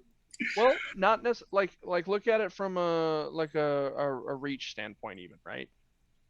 If your opponent has rolled a couple 5s, let's say both of them get a rally die. Well, that allows them to use TK for free. So then they TK themselves, and then they sidestep. And then they have 6 range on top of that. That's a 14 square reach with a 30 point figure. It's probably shouldn't happen, but it's not like it's insane. It's not like it's something that can't happen or something that is like outside the realm of possibility. It can happen. It's just the fact that Vulcan has traded mastermind. So like that 2 damage shouldn't. Sure. When I hear that, that's the only reason I say that, is because that 2 damage should be going to someone else, no matter who it is. It should be, especially if he's your biggest character. That damage should be going to someone else. You know, and they should get eviscerated the very next turn. No, I hear you. Absolutely. Antonio, I see you adjusting your camera. Do you mind just stepping out of the camera for a second, showing everybody your drawing? That's Antonio is a professional artist, so this is one of his drawings. Everybody go check him out on Instagram. He's he does good work. Thank you. Uh, I just as a very fun thing that we just got to do. Tony just turned, or Tealish just turned 40 years old last week, and I was honored. He asked me to do some drawings of the guest at his birthday party. It was a great time. I did a fun picture of him and his wife, who was amazing, and you know, I got another one for him, as a matter of fact, next time I see him. But it was a great time for sure. It was Tony Khan. So, and since my name's Tony too, it was double Tony Khan. It was Double fun. Tony, yeah. So actually, Antonio or Tony, I wanted to ask you. So why don't we start with you on this next question? Is what do you look for in a figure, like when you're evaluating, I guess, the combat values or the? I mean, we already talked about this a bunch, like as far as like looking for penetrating damage, looking for 5 main powers. Like, what else do you look for in a figure when you're deciding whether it's good or not? You know what I mean? I need a figure that has some kind of durability, either through clicks of life, either numbers, or you know, powers. So usually I do powers first. If your powers aren't that great, I'm probably not going to put you on my team, because I'm just going to assume that this other player is going to have something, especially like, you know, when you're playing in sealed and you hear someone being like, yes, I pulled this. Yes, I pulled a chase. I pulled this. I pulled that. So it's like, okay, well, I know when Apocalypse is out, Apocalypse has 12 attack, 4 damage, and Psychic Blast, and Outwit. So that's going to hurt something. That's 9 times out of 10. The average person is going to usually play that. So I usually look for stuff that either has good clicks of life, because I do believe in tie-up pieces and sacrifice pieces. Again, it's chess. I'll give you this pawn. You can have this piece, but whoever, I'm setting up so that I can take this other piece. So usually clicks of life. I love super senses. I know Lucas said he hates it. I absolutely love super senses. I roll super senses better than anyone I've ever played in this game, and that's just a fact. It's a skill, yeah. It's a skill. Like, I mean, Tony, you played me enough times and seen me play enough times. I roll super senses and shape change better than anybody that I know. So I actually put stock in around those powers and roll in those powers. So when I see a character like for Wonder Woman, Superman, give him here because it's 4 through 6. I'm probably gonna roll that. Or I'm probably on the next roll, probably gonna roll that 5, 6. So another thing that I usually look at is how of the 10 figures, how is the balance? Like Lucas has said earlier, you want a balanced team. You don't want all close, you don't want all range. I need someone, I usually actually use my range pieces as bait, because those are the pieces everyone's gonna want to stop. So it's called, you're either gonna get close to my figure, or you're gonna try to shoot them from range, which again, I'm gonna put them in a position that they're gonna have that high defense to make them hard to hit, you know, whether it's through powers or just basic numbers and stuff like that. I usually have what I call a bodyguard for whoever my main attacker is. So say like a Wolverine or like a Warpath from this set is a great bodyguard to any piece. Oh, I'm playing Apocalypse at 125 points. Great. Well, you know what? Warpath is his, not only the person that's going to be blocking line of fire for him, but also is 9 times out of 10 going to be possibly behind him, so that if he does get walloped, now he has a piece to mastermind to, and a piece that actually can deal some damage. That's what I usually go for. Support powers are great. I want people on my team that can fight, because like Lucas had said, what if I put all my stock in Outwit and I face that Apocalypse that I can't outwit? What if I face that Emperor Vulcan or that Emperor Gladiator that I can't outwit? Now what am I going to do? My Outwit is useless. That Professor X now is a 20-point snack to someone. Mm-hmm. And yes, I still would put him on my team, but now his value just shrunk. And that happened. I mean, again, when we're talking about the last few sets, we've seen a rise in Power Cosmic and Cosmic Energy pieces through all these sets, starting pretty much with I want to say Fantastic Four through right now. We've seen just consistently more and more. Fantastic Four had a lot of cosmic pieces, you know, that had Power Cosmic. We had Fire Lord and Nihilus and all these other pieces. So when you start talking about stealth, you start talking about sealed, I really want pieces that can fight really well. First, you got to be able to fight to get on my team. If you have any of these support powers, fantastic. You notice, again, the teams that we played, the team that I built, It had two probs on it. It didn't have anything else. It didn't have or it did have TK, but I mainly used that ratio as just a taxi more than anything. And like Lucas has said, just a 2 damage psychic blast more than anything. That like I said, I'm not really a big TK person. I don't necessarily really use it that much. It's not one of my favorite powers to necessarily use. So I look at fight. I like people that can fight. If you're just support, 9 times out of 10 you're getting picked last on my team. Support usually goes last. Fighting actually goes better because, like Lucas has said at the beginning, once you kill your top guy, if you just build all support and you got a 10 pole, once that 10 pole starts getting hurt, now your support can't do anything to back them up. So I like pieces that can fight first and have a good selection of powers and a good mixture of range close. If I got to build 4 characters on my team, I try to do 2 and 2, 2 range, 2 close, and let the dice roll. And then maybe if you could fit it a support figure or. Yeah, I mean, again, if support characters are usually cheap 9 times. If all they do is, well, I'm talking about when all you do is support. Yes, you want a character that has prob and outwit and TK and all these great things, but if that's all you do is, if you're a 15-point perplex piece, you're not my first thing that I'm looking at, because if I look at your team and you got that 15 points, that 15 points is mine. He's mine. And the way I usually build my teams and select my characters, I'm going to go get him and not worry about necessarily losing a figure, because I'm going to have another figure that can usually follow up. Again, I build teams that can punches and bunches, where if I do have that leadership like we were just talking about, all 4 attacks are going to attack you. Once I get in a position, it's attack, attack, attack, attack. So that either your main guy is hurt or almost your whole team is almost dead. So that's how I usually build my teams. And that's how I usually tell newer players, since newer players aren't so seasoned in actually positioning, don't build a whole bunch of support, because 9 times out of 10, if you run up against a good player like myself or someone else, I'm going to take out your support, and then your main guy has nothing. And then if your main guy misses, now you have nothing. And now we have a 5-minute match. So I want people to build. I try to tell people, yes, build a team that has people that can fight. And then if you can put that support in there, if your support is if you build a 4-man team, support can be your 4th person. But those other 3, they better be able to fight. Lucas, what do you think about that? And how would you evaluate figures in general? Yeah, I mean, I'll keep mine kind of short. Like I said, the very first thing I said was you got to make sure you're dealing damage, right? Yes, I build with the big 5 as often as possible, but you got to be able to deal damage. You got to be able to win games. And as somebody who is a very aggressive player, normally, if you can't deal damage and you're only relying on one source of damage, you're just gonna lose.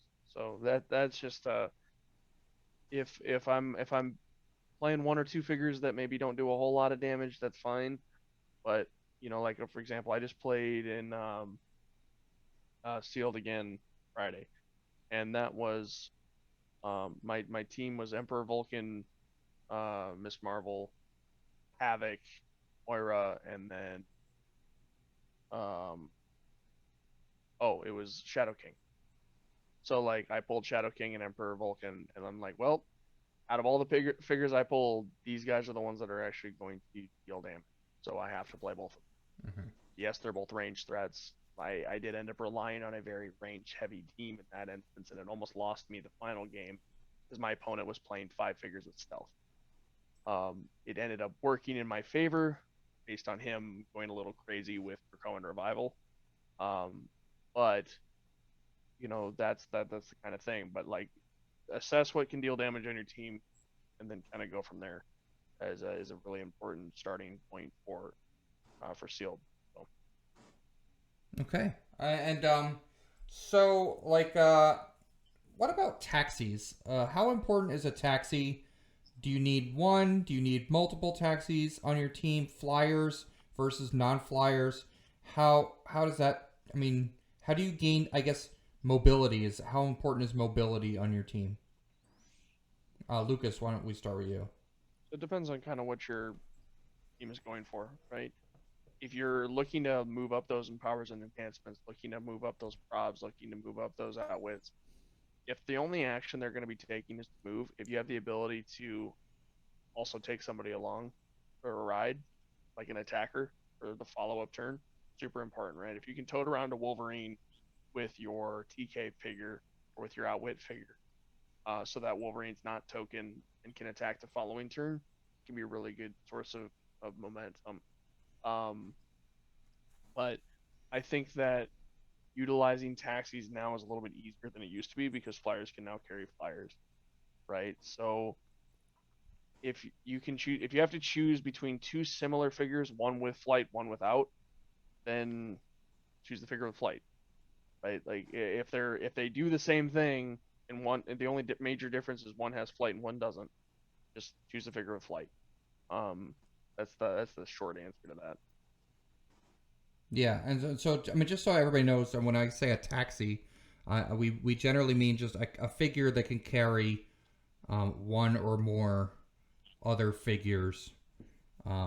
Has the ability to do that, and you can like Lucas said, you can move them, carry somebody, and then they're not tokened.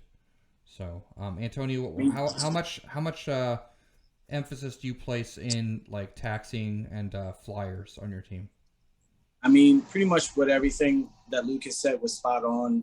If you have two characters that do the same thing, if you have two charge pieces and one flies and one doesn't, say like a Smasher. Smasher's a taxi and can be a 30-point taxi versus a Wolverine. Potentially, yes, Wolverine can, Blades exploit, but also Smasher can charge exploit. If your dice, like you. But I'm probably going to choose Smasher in most of those things because he's a taxi. I've seen taxis. I've seen be it the ability to carry, win and lose games. Or I've seen people lose because they have no taxis. And like Lucas had said a couple times, is if the map that he chose for his Apollo team, those people couldn't traverse the elevator, easily. So now you're just using action just to get upstairs and things of that nature, which allows him to just fire on you. So I definitely think if you pull him and if you have a good figure that has flight or a good taxi, again, like I said, I look at taxi as a support. It's just as good as a support power. Having a taxi is just as good as having a prop, having a outwit, having a perplex, because it gives you an advantage. And all of those powers that I just mentioned give you an advantage in some kind of way. Taxi gives you an advantage in mobility and action, out actioning someone like Lucas had just said, being able to carry up that Wolverine instead of him having a token now, he's completely free. Now he can go next turn. And then just, with proper positioning, a taxi can then drop a character in and position themselves in a way so that person can attack, and then they can get the hell out of dodge in that same action on their next turn. I absolutely love that, and so yeah, I definitely love a good taxi. A good taxi is definitely worth its weight in gold if played properly. Again, with everything that we're talking about, if you don't play it properly, then you're wasting everything. And sometimes when you talk about new players tend to just rush people up, which is something I always, tell them don't do that. And just people sometimes just, misposition, and that gets their taxi killed. Because I've seen that too. We all know, like, again, the animal theme works. We were talking about it before we started recording. Animal theme works because of Chip. You kill Chip, and now that team works a lot differently now, and your action economy changes considerably. It's not the worst. You don't automatically lose, but the game changes up way different when you can't just move those maggots around at will and plop them wherever you want to, Well, also, I think what a lot of people in Sealed, like what happens a lot, at least now, because especially with the growing trend with Heroclix, I guess the last couple of years, is that figures have been costed less. You get a lot of low cost figures. So, with X-Men Rise and Fall, with sets like Future Foundation, sometimes you'll get a team that has like 6 or 7 figures on it, all low costed figures because that's all you pull. And then, if you have leadership, sure, you have 4 actions, but if you don't have proper flyers on your team to carry people up, you can't move all of them up because you only get 4 actions and you have more than 4 characters on your force. So you're leaving somebody behind, you know, and that's losing tempo right there. I feel like so. Um, you know, I mean, it is important. I agree with you guys, but you know, it all depends on how you play it. So, um, another question I had was, you know, I think Antonio talked about this a little bit. Is how important is durability of a figure? Like if a figure is 8 clicks long or 7 clicks long versus another figure that's like 5 clicks long but does maybe better stuff or other stuff. Like how much faith do you put in the number of clicks in a piece? The first thing I look at when I look at it, like I said, the first thing I look at is your durability. I automatically assume that my big piece is going to take at least 3 straight through. I automatically just assume that. So it's called, if you can't take 3 straight through and still be good, you're probably not going to make my team 9 times out of 10, or you're not going to be my main attacker. Which means if your first dial just goes to crap right after a hit for 3, if you have a lower point value, I might probably put you at a lower point value just to get more characters on the team. To kind of supplement, you know, that. But durability is so important. We live in a time now where dials are better overall, down the dial. Overall, they're better. It used to be back in the day, you would hit somebody for 3 or 4 damage, you could almost forget about it. And this was, of course, a long, long time ago, but I love that part of the game now. But durability is absolutely important. We brought up Emperor Vulcan. Emperor Vulcan can take a shot for 3 and still do some damage. If he wouldn't, he would not be worth his 110 points at all. You know, Apocalypse can take a hit for 3 straight through and still be okay after. Is he as good as on his first click? Of course not. But, you know, say a character like a Havoc. He's only 35 points anyway. But Havoc is not my premier guy. But Emperor Vulcan, if he takes a shot for 3, he should be at 8 range anyway in most cases. So he still can deal out some damage, and if you do get close, he has exploit weakness. So, you know, durability is a big thing for me. That's the first thing I look at in a piece. Yeah, that's the first thing I look at, durability for sure. Now, I am also noticing that he has penetrating damage his whole dial. Oh yeah. So Lucas, what do you think about durability as far as like how it ranks on your scale of evaluating figures? When it comes to sealed, I think it's really important to assess kind of what the focus of your team is going to be. And what I mean by that is, you had mentioned earlier, well, what if you get a bunch of low dial or low point figures, you have 6 or 7 figures on your, well, realistically, a lot of those figures are only going to take 1, maybe 2 hits. They're going to be KO'd. However, that requires your opponent to have to make multiple attacks in order to successfully whittle down your squad enough so that they can actually take you out, right? So, like, look at the, you know, going back to Constructed a little bit, look at the scientist teams that were being played in Florida. The reason why they did so well is because they had a lot of options spread out across a ton of different figures. If you're investing too many points into one particular figure, A, it puts too big of a target on that figure's back. B, it makes it just a little too easy for that figure to just be focus fired down and taken out. And that's why I have like a really big problem with like Emperor Vulcan in this set, is because, in my opinion, he's not worth 110 points because he's too easy to KO, being only 7 clicks deep, and with the sheer abundance of penetrating damage. Yes, he's protected out with, but with the sheer abundance of penetrating damage, a little too easy to KO. Like, one of my opponents on Friday had a really decent combo where he was able to running shot Tensai with a Kid Gladiator, who's only 75 points for a very similar dial, and then immediately charge with Wolverine and deal the exploit and kill him.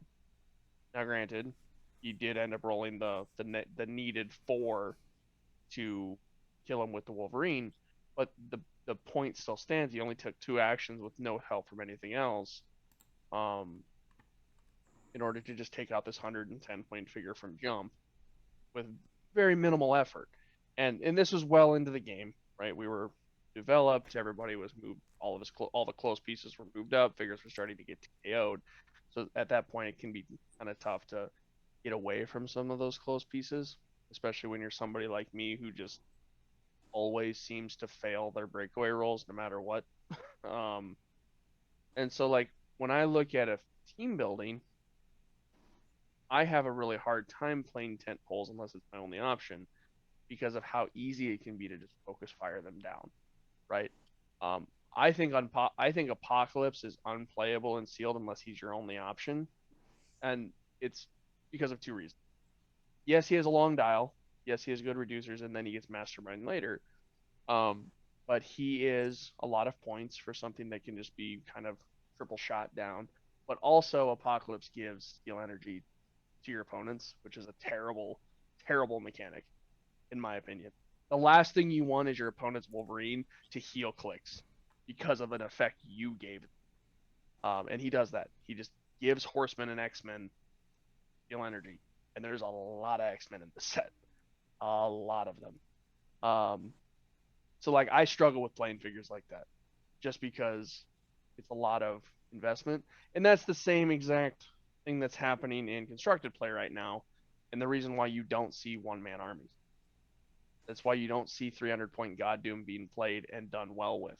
That's why you see two nulls at 125 and not one null at 250.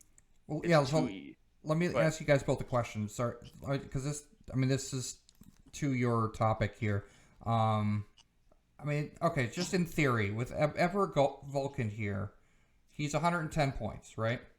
Mhm. In theory, if you pull two of the same character, so in theory, if you pull two Emperor Vulcans, do you play him at 110, or do you play two of them at 50 points each? Um, so in sealed, it's a little tough. So in constructed play, it's almost always better to play your figure at low points.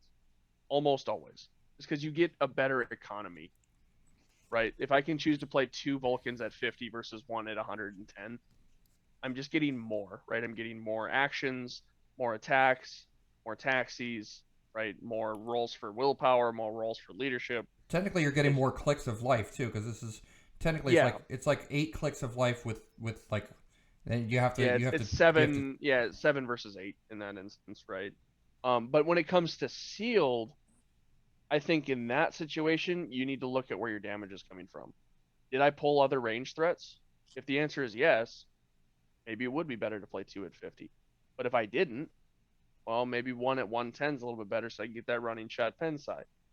Kind of depends on what you're looking at. Mm-hmm. Okay. Like it kind of the short answer is it depends, right? It depends, and it's always going to depend. The For the longest time, shoot, it's been this way since Infinity Challenge. Range combat has almost always been king. It just is, right? It isn't until recently that close combat has started to become something to be feared on a grand scale. And it's only because we have figures like Sky Tyrant that can now full speed charge Flurry Quake, or Flash that can charge across the entire map, or, figures that can attack after carry, right? Which is hilarious because that was the quintessential rules change from Infinity Challenge, or like the first couple sets that they made. Like the two big rules changes were you can't take actions after carry, and flyers cannot carry flyers because Vet Firelord was such a big problem. And now we can carry flyers again, and a lot of figures can do things after being carried. They can't do everything, but they can do things after being carried, make attacks after being carried. We've kind of come full circle in that regard, and it's in a lot of ways it's more terrifying than it used to be because the damage output has gotten a lot greater. Um, so like ranged is almost king, almost always king in a lot of ways, and it's going to vary from, like, when it comes down to sealed, it's going to vary from set to set. How much stealth are they handing out? How much IT hindering are they handing out? How much outwit now are they handing out, since you can outwit characters in stealth if you're adjacent to them? All that fun stuff. Like if it's like the set Sinister where everything's 8, 9, 17, 2, and everything has stealth blades, like Indy, like, yeah, it can make a difference there. But it just kind of depends, right? If what you pulled, where your synergy lies, there is a world where maybe you like, because you can pull the same super rare in either a brick or a case in this set. Oh I yeah, know that was just a theoretical because like you probably wouldn't sure. pull that, but Well, but you can, because I did it with one of my sealed cases that I've opened twice, unfortunately. But let's say Kid Gladiator, right? Or I don't think Kid Gladiator is a half dial. Let's say a figure like Kid Gladiator that's a rare that might in the future, a figure similar that might have a half dial. or like Shadow Or, King 140. Do you play? Well, no, well, that's unique. That's he's unique. Yeah. unique, but Okay. yeah, like in that instance, like if you did end up pulling the same rare, let's say your venue randomizes boosters, which some venues do, Yeah. and you end up pulling the same figure. The short answer there is it depends. It just depends on what you pull, what your options are.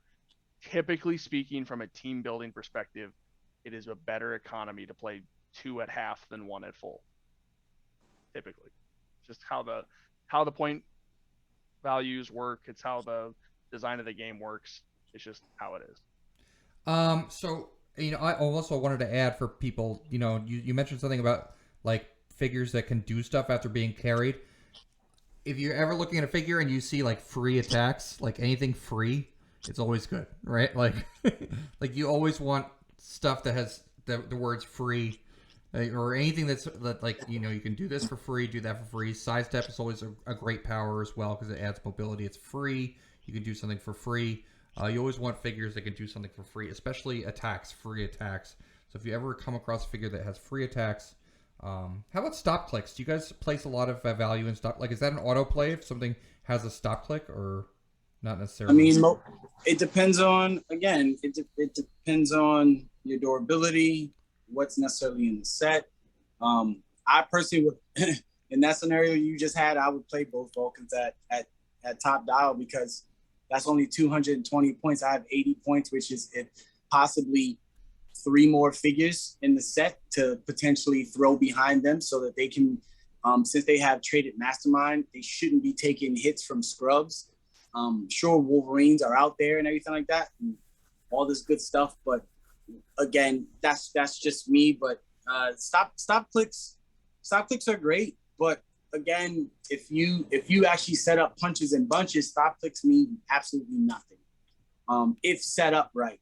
And again, when you talk about a lot of new players don't know proper action economy. So they do too much setting up. They don't know how to just position and have that position be your setup so that you can just attack. And then what ends up happening is you leave somebody on that stop click and then they either attack or, steal energy or get taxied away and heal or something like that. So you have to be able to, shoot, or, set yourself up so that you can attack. So stop clicks are great, but when we start talking about stop clicks and when we talk about like even doing like stuff after getting carried, the majority of the things that we're talking about is that's really good, that's worrisome, is high rarity stuff, right? So in a sealed event, you might have one of those pieces if we're really being honest about it. Like in this set in itself, you have what? You have Warstar that can drop a B'ni. You have a leadership that can bring out a Hellfire Guard if you're lucky enough to pull a Hellfire Guard. And that's potentially a 2 damage right there. Potentially 3 if you got enhancement, or 3 close if you got empower, which is easy to have per se. Or if you have a Blackheart, you can pull out a Hellfire and make them change into a thing and then eat them and whatever, depending on where the dial is. So when we talk of the perfect example, Blackheart has 2 stop clicks. Blackheart, his stop clicks plus the fact that nobody can reduce penetrating damage in this set makes his stop clicks even better. 2 stop clicks now are becoming more of the thing. We've seen it with like in the JOU set with the 2 Supermans that ends up having multiple stop clicks. Of course, with Captain Marvel having her 2 stop clicks for her points. We talk about, Immortal Hulk when he had his time in the sun with stop clicks and things of that nature to get all of his points. So stop clicks are great but I don't put too much. When if I know when I go into a set, when I go into sealed, I look at the figures. 9 times out of 10, the figures have been seen. I go into it knowing who is the biggest, baddest character, just in case I have to go against it. And I just devise a plan of if I pull A, B, and C, I'm gonna use this to beat the biggest, baddest person. So Sopclicks really don't. They're great. They're great as far as putting a character on the team, but I don't put too much weight in it because all is said. It was said earlier. If someone just rolls well on you, they'll blow right past that thing, or they'll hit you to it and just hit you again. You know, all it takes is 2 good hits in certain situations. Again, Emperor Volk can shoot you for 4. Bam! If let's say he crits from 8 away, and then all of a sudden, oops! Now you're on your stop click because you just got hit for 5 damage, and now the other Emperor Vulcan comes up and shoots you again for another 4.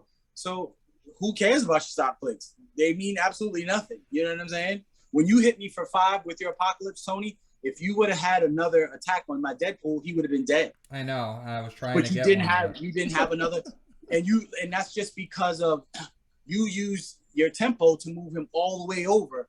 In essence, instead of making it so that you could run a shot with Apocalypse and then follow up with your Wolverine. Mm-hmm. You know what I'm saying? So it's all about how you choose for you choose your actions. That's what how your opponent plays is really the weight of stop clicks, if I'm being honest about it. Right. I wanted to ask, so what do you do against an opponent? This will, I mean, I'll let Lucas answer this first. So what do you do against an opponent that has a very large, like, tentpole style figure? That how do you deal with it? Like, you know, we mentioned a couple strategies before, like maybe you shouldn't go after it because it's impossible to take down and you're just wasting your efforts, or maybe you should try to chop it down with a number of attacks. But you know, you can't ignore it because it's there. It's going to deal you damage and it's going to be a problem for you. So, I mean, is there a way to like tie? Is a tie up strategy the best way to go? Like tie it up with a smaller figure, or like how do we deal with that huge threat? So again, short answer here is it depends. It depends on what sort of support they have, what sort of, you know, does this figure have Mastermind? Does this figure have Perplex Defense up to the Waz? Does this figure have, you know, other powers it's gaining from somewhere else? Does it have a slew of rollouts? You know, I'm inclined typically to play around the big figure if they have a lieu of support. If my opponent decides to play poorly and throw it out just because they wanted to make an attack or they think it's invincible, then I'm going to capitalize that and literally just focus fire it down until it's dead, or until it's at a point where it's not really a threat anymore, right? So, like, a really good example of this again is a figure that goes from a range piece to a close piece. So Emperor Vulcan, or, you know, Apocalypse, or whatever, right? If they're set up in a position to make a bunch of range attacks and you knock them to their close styles, well, then they can't, like, they might not be able to get to you, right? Or that, you know, like if the strategy was to be able to running shot around and shoot something, but I knocked it to charge, and now they have an 8 range, but their line of fire is blocked by a figure in stealth. Well, now they're not nearly as much of a threat. Now they have to either take actions to move it, or they gotta, you know, utilize a TK that they had planned to use somewhere else, or whatever ends up being the case, right? I think that it's really important to kind of just assess what your opponent is running, what their strategy is, and go from there. But typically speaking, if you're going to start putting attacks into the big guy, put all of them into it, right? Get ready to spend the entire turn making attacks on the big guy and kill it. If you're not capable of doing that because you don't have the actions or whatever, or you don't, you know, you don't think it's going to work, and start taking out the support first, leave the big guy alone, and then maybe throw a tie-up piece, right? Take your 30-point figure that you're okay to lose in that game and just face it and see how they react. Oh, do they make a mistake and try and running shot breakaway and fail the breakaway because they wanted to go after something else? Do they just execute that figure? Do they decide to, use other actions to try and carry away defensively? Do they, whatever. I think one thing I do when I'm coaching players on how to play the game is the number one thing you can do is when facing somebody is give them options. If you give your opponent decisions to make, right? So like if I base your figure, if your plan was to shoot me, but then I base your figure, now you went from having one decision to having several decisions, right? And if I force you into making a decision and give you a bunch of decisions to make, it increases the likelihood statistically that you're going to make the wrong one. If you make the wrong one, I'm happy, right? And I might even give you a situation where there's multiple wrong decisions and only one right decision. Or I might put you into a situation where there is no right decision, right? But those are the best. Yeah. And that happens, right? That happens a lot, depending on the part of the game that you're at. And so I would say, like, focusing on the state of the game and figuring out what the right play is. Sometimes focusing that big guy is the most important thing you can do. Sometimes just ignoring it is the most important thing you can do. There have been several times where I'm like, I cannot physically kill this thing without rolling like 11s and hoping he misses 3 rollouts. So what do? I KO all of his support and I barrier him in and say, sit. You're going to sit there because I can't do anything. So you're going to sit. I've beaten several dark sides from JLU that way, where it's like, I cannot physically kill you because you can heal and you have reduced penetrating damage impervious. So me basing you is just a death sentence. So instead, I'm going to kill everything else you're using to support him, and then I'm going to alternate barrier you the rest of the game and take pot shots until you're dead. Because there's no other way to do it, right? There's no other way to take him out. That doesn't work for everything, but it's a strategy that's been employed. And it's that strategy right there is why figures like God Emperor Doom at 300 points just cannot be played in Modern. Because things like Molecule Man exist, who can barrier a figure by himself every single turn. So it depends on the strategy, depends on what you're playing. The short answer, once again, is it depends. Mm-hmm. I agree. Lucas, I would have loved to see that game. Did that person forget that Darkseid had phrasing traded? Well, so he phases away, and then I just barrier him in where he phases. But he doesn't get he never gets an action token. Yeah, he but never gets. So what I was doing was I was playing 2 different characters with barrier, right? Okay. So I was playing Proteus, the orange Proteus, and I was playing on that particular team. I think I was playing Ace. So if he phased to where he could still attack me with a charge or a sidestep or whatever, well then he was within my barrier radius. But if he phased away to where he wasn't within my barrier radius, well then he couldn't attack me. So then I could just move away. So it was kind of a catch-22 for him. And actually in that same game, I played him twice in the same tournament. It was team constructed Extreme Highlander for the Rock last year. And the first time I played him, I actually KO'd his dark side because he misplayed, and then I barriered in his Daredevil the entire game. Which burying in a 2x2, that takes a lot of thought.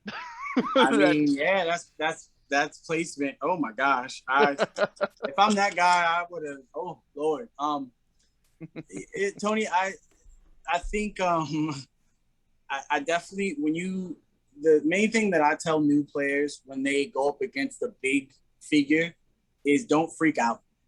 Don't just throw your whole team up. Don't move your whole team up. It's okay to pass if you can't figure out what is going on. Pretty much everything that Lucas said was very spot on, which is sometimes you have to, have a good tie-up piece.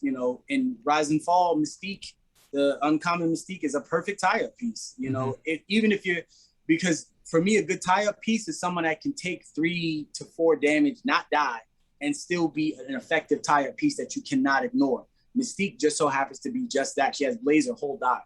So Lord forbid somebody roll fives, then next thing you know, now we saw at Highlander, we saw Scott had 7 rally dice on her. So it's called, if you're using her properly, no one's ever gonna, now they're running from Mystique, which usually puts the game in your favor. So what I would say, the way that you get around that big guy is, like Lucas said, pop shot him down if you can. 9 times out of 10, the first thing is kill some. Once you get points, you automatically, like I said at the beginning of this, once you get points, you automatically change the way your opponent plays, because now every attack is way more important, because if you miss those whatever attacks, maybe if no one scored points, it doesn't matter. But once now I'm down on points and I get a bad turn where I miss every turn, and then if you keep hitting, like it was said earlier, the tempo, once the momentum is shifted, now people panic. And then a lot of times if people play that big figure, you're just usually one thing away from playing that figure to the point where the rest of their team is dead, and then now I can just start whittling you down.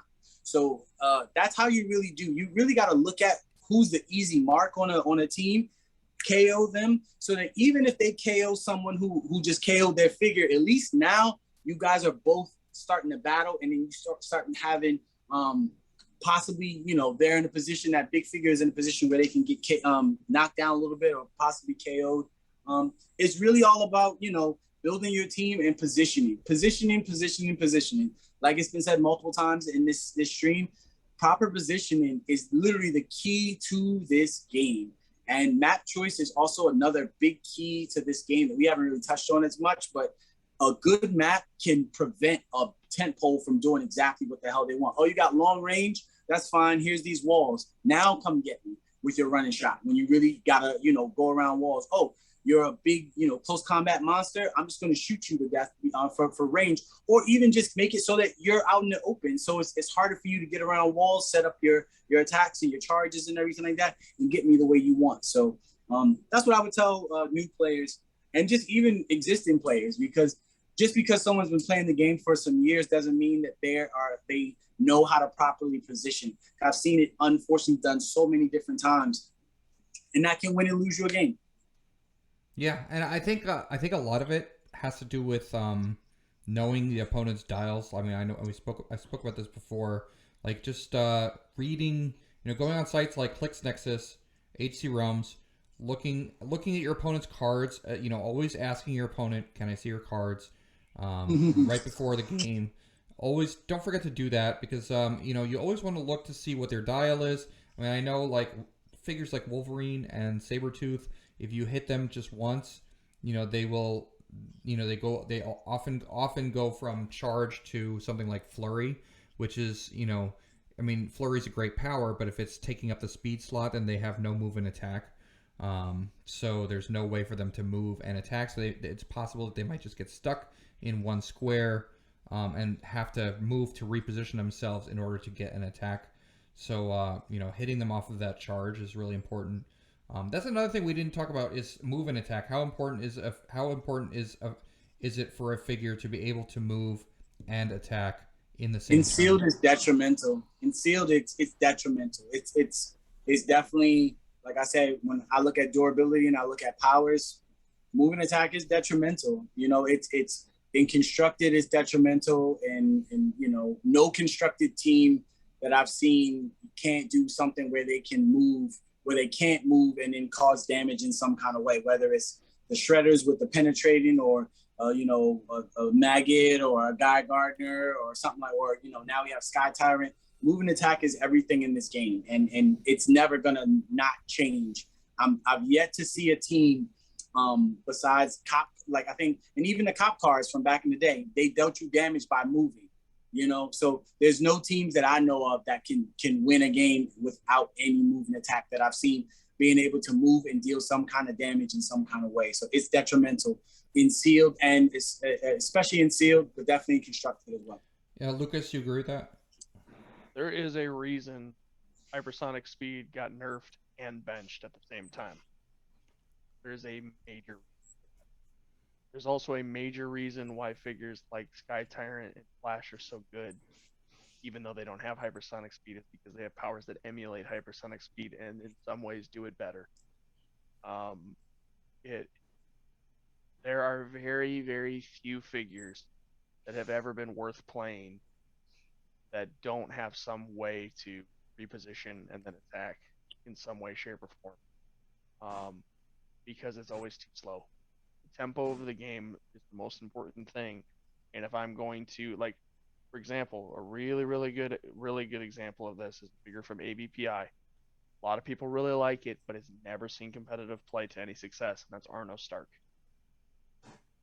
Arno Stark has the ability to set up the missile silo and get a 12 range attack off, ignoring almost everything. And you never see him played. Why? Because it takes a turn to set up and then he can't move.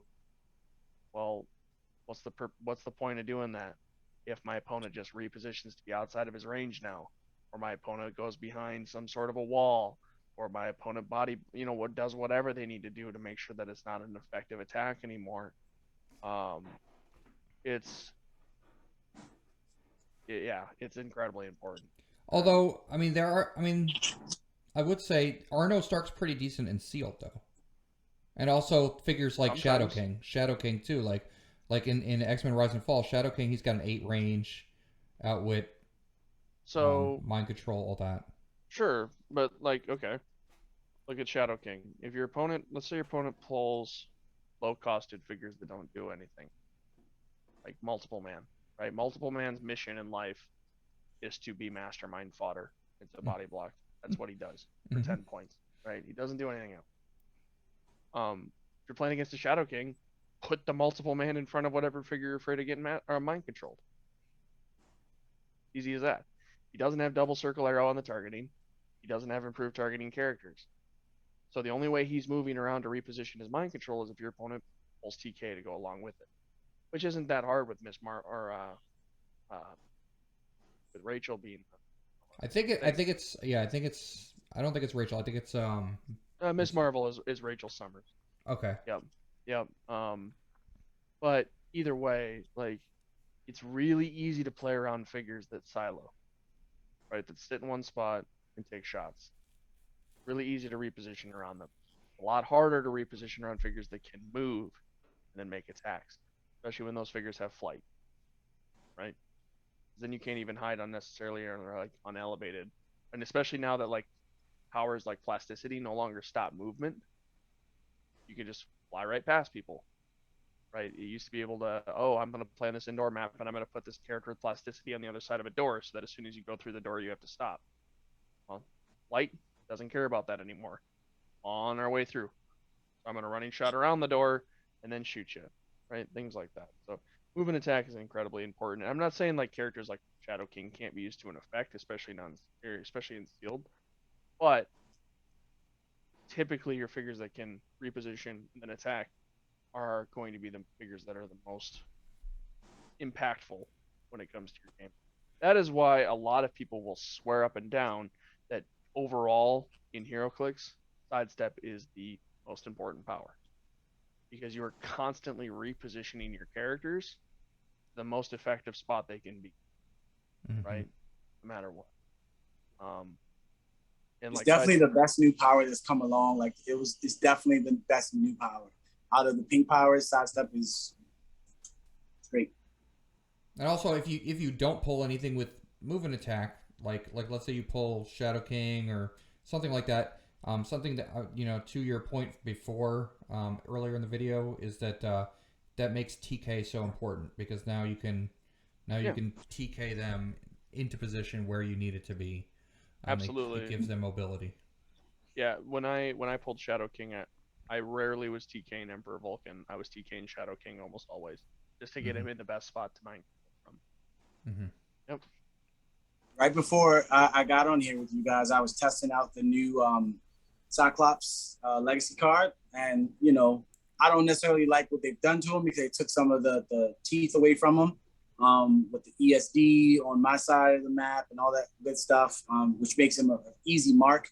But I will say, again, when you properly position him, getting that 8 movement and then making it so that all the X-Men now have sidestep, I mean, it's absolutely great, especially if you have, which I had on my team, multiple man.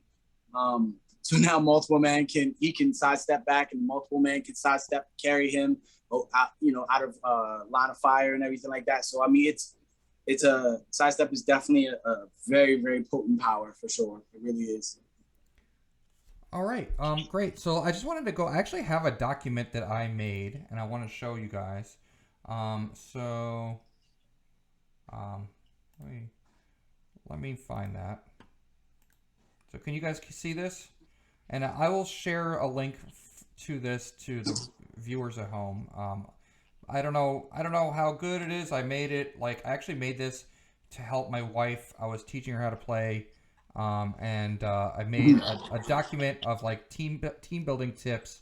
And so I think we covered a lot of stuff that's on here. So to make a 300-point team, and especially in a sealed environment, one of the first things you need is leadership. Theme team is good, but as you guys said, it's not really the end all be all, the be all end all theme team, but that's a good thing to have, but not really the most important. So I'll make changes to that. Attackers, I think your average values for attackers are 11 attack, yeah. 3 damage, 18 defense nowadays, right? I think if you want something decent. Move and attack is so important. We talked about that, how move and attack is important. Sidestep, charge, running shot, hypersonic speed, which is not around right now because they benched it, but it will be in the future, hopefully. And then penetrating damage is always good as key. That you get that from penetrating psychic blast or exploit weakness, or if it says it in a trait somewhere that damages penetrating. Anything free is good. Free attacks, free movement. Combinations like charge and flurry are good combos because you get 2 attacks. Flight is better than non-flight, right? If you're gonna compare 2 figures, it's better to have something with flight because you have, or actually characters with improved movement is also good. If we forgot to talk about improved movement and improved targeting, but those are all those are really good things to have. Especially we talked about Apollo having improved targeting, hindering, and elevated. So improved targeting elevated is just great because not many figures have that, and you can't hide behind elevated against a figure with improved targeting elevated. Stop clicks I said they're always good, but it's not I guess it's not a it's not like a must play. It's just something that makes a figure more durable. Average health for correct me if I'm wrong, I would say the average health for a 50-point figure is 5 clicks of life, right? 10 points per click. I don't know if that's I don't know if that's the general rule.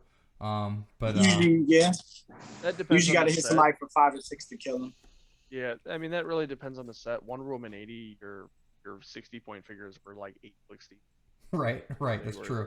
They tried to test that out and bring back longer click dials, but yeah, I would say anywhere from 5 to 6 clicks of life is your average dial length anymore. And then be aware of how squishy a figure is. A lot of people will say this figure's squishy. It means it's easy to KO.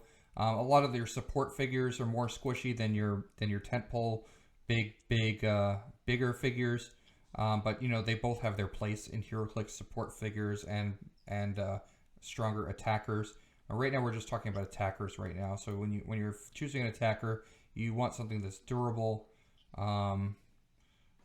Blades, Claws, Fangs.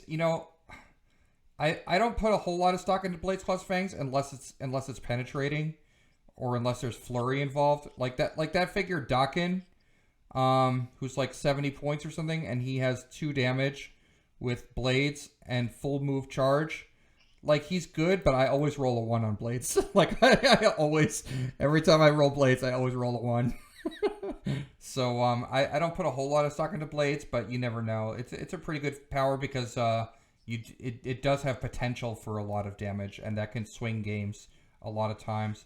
Mind control's a good power, not the best, but precision strike, close combat expert, and range combat expert. Just because they increase the value of the attack and the damage. Those are really good.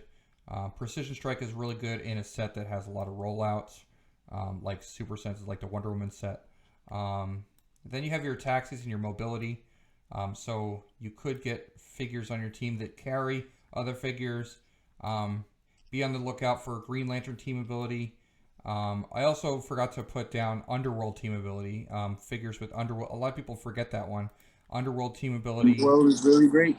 Yeah, it's really great because it gives you the ability to carry other figures. Then we have support figures, and so you have like 3 types of figures: attackers, taxis, and support figures. Support figures are the lower point figures that don't necessarily need to be as durable because they're not really built for fighting. These are like pure support figures, like that Professor X that we looked at. That's like a 25-point outwit leadership, right? Instead, they have powers that make your attackers better and they make your team better. Probability control is always extremely good and sealed. I think Lucas pointed that out. That's the first thing he looks for, and then TK is the second thing he looks for. Outwit and perplex, also figure powers like empower and enhancement. And then telekinesis allows you to get increased range. I should say reach, not range, because range is a game term. Increased reach and mobility. It is often found as a support power. And then we have other support. What do you guys think about these other powers, by the way? Like things like plasticity, defend, barrier, incap. Are there any other powers that we forgot to mention that are like good to include on your team? You know, a power that a lot of people don't put as much stock into is energy explosion. I think energy explosion is it's so slept on in today's day and age, where you see a lot of teams packed in together. When you see a Green Lantern, taxi team and all these different things, if you put a little bit of effort, and even in Rise and Fall, when we start talking about, say, like a character like Havoc, who I think is a trash figure overall, a trash representation of the figure. If you take that name off, he's okay for 35 points, but still anyways, his energy explosion still works really well at just busting up some crowds, especially with the rally dice. That potentially can, you roll a 4 and then, something out and, replace that rally. Now you got a 9, his attack is 11. That means you're hitting 20s. So, energy explosion it's not a very big damage dealing power, but when we start talking about all the support pieces, that 2 damage on a Professor X takes him off stealth, I think, which then can allow him to get shot from far by your main attacker or outwitted himself. I think I'm not too sure, but characters that usually end up having a support power sometimes only have maybe something like a stealth for two clicks. So energy explosion is definitely, it's not a power that most people are going to be packing, and I've seen so many constructed and sealed games where if the person would have actually packed a little energy explosion, you would just eat a team alive. When we start talking about defend, all you need is one good hit on that piece that's giving out that 19 defend. In Fantastic Four and in Wonder Woman, we had 219, and in House of X, we had 19 defend pieces. So you hit them one good time, they're going to have people around them with some energy explosion. 9 times out of 10, you might knock them off of the defend, or you might knock those characters off of their support power. So that's a underrated power, and especially with the ring being what it is now, the incandescence ring that people don't use, but dealing especially now that there's not a lot of invincible, penetrating energy explosion is amazing for 5 points. Yeah, and Firebelly. Don't forget, Firebelly has that. He has penetrating energy explosion. Or the alchemical fire, which is another thing that I think once the gems the gems go, you're gonna see probably a rise in alchemical fire. It's a lot of stuff that's out there, but energy explosion is a definitely slept on power that is easy for busting up those small pieces. Well, also in a set to your point, in a set like Rise and Fall, where there's a lot of Mastermind, doesn't energy explosion get around Mastermind? Because as long as all the characters are hit, as long as the character that would have been Mastermind too, is also hit. As long as they're still hit, then they can't be mastermind too.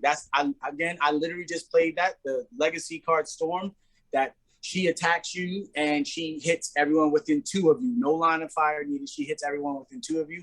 I was using that to some good attacks by getting those Shi'ar guys and making it so they couldn't be mastermind too. So yeah. Mm-hmm. And Lucas, any powers that are slept on or that also you would include in sealed other than the ones that we talked about? I don't know that's slept on. If there's any power that I would say gets like underutilized or forgotten, I would definitely say that characters with Pulse Wave are definitely not as bad as people might think they are after the change to Pulse Wave. Pulse Wave is still a very effective power. And also with all the changes to the way that attacking works, with all the passive powers now instead of having to activate, stacking powers can be really, really scary. So like, Precision Strike, Energy Explosion, Tensai as a combination that we can do again. We used to be able to do back in the day, and now we can do again.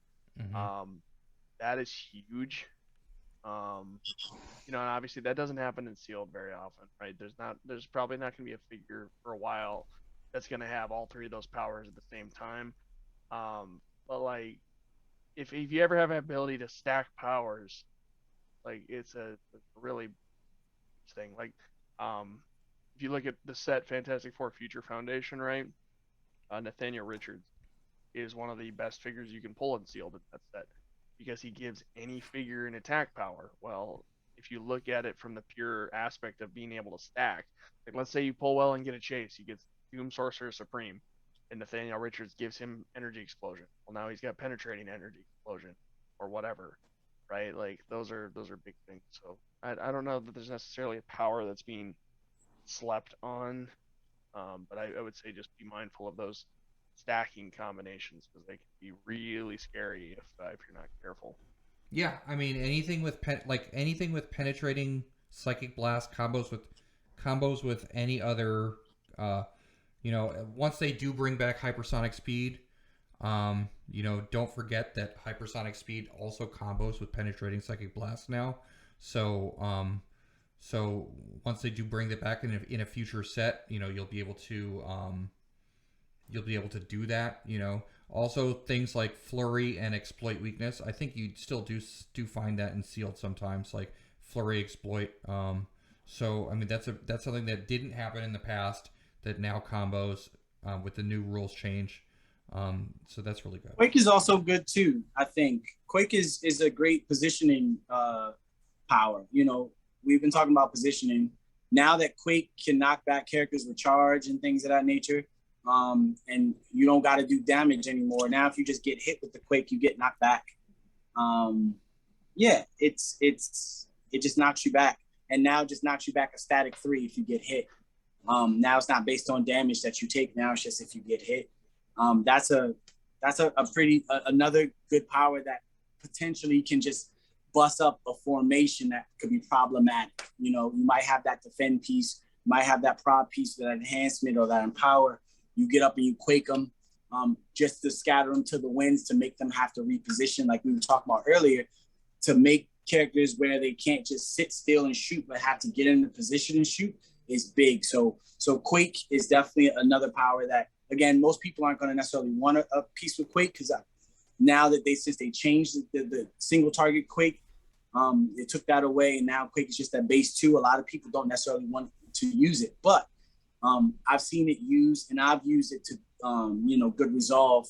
When, again, if you want to just reposition we talk about repositioning characters, because unlike mind control, where I gotta hit you with the mind control and then wait for you to break away or something like that. And Lucas and I both agree that breakaway is our Achilles heel. But just being able to attack somebody and knock them back 3 in the direction of your choosing, that's another very, very powerful power.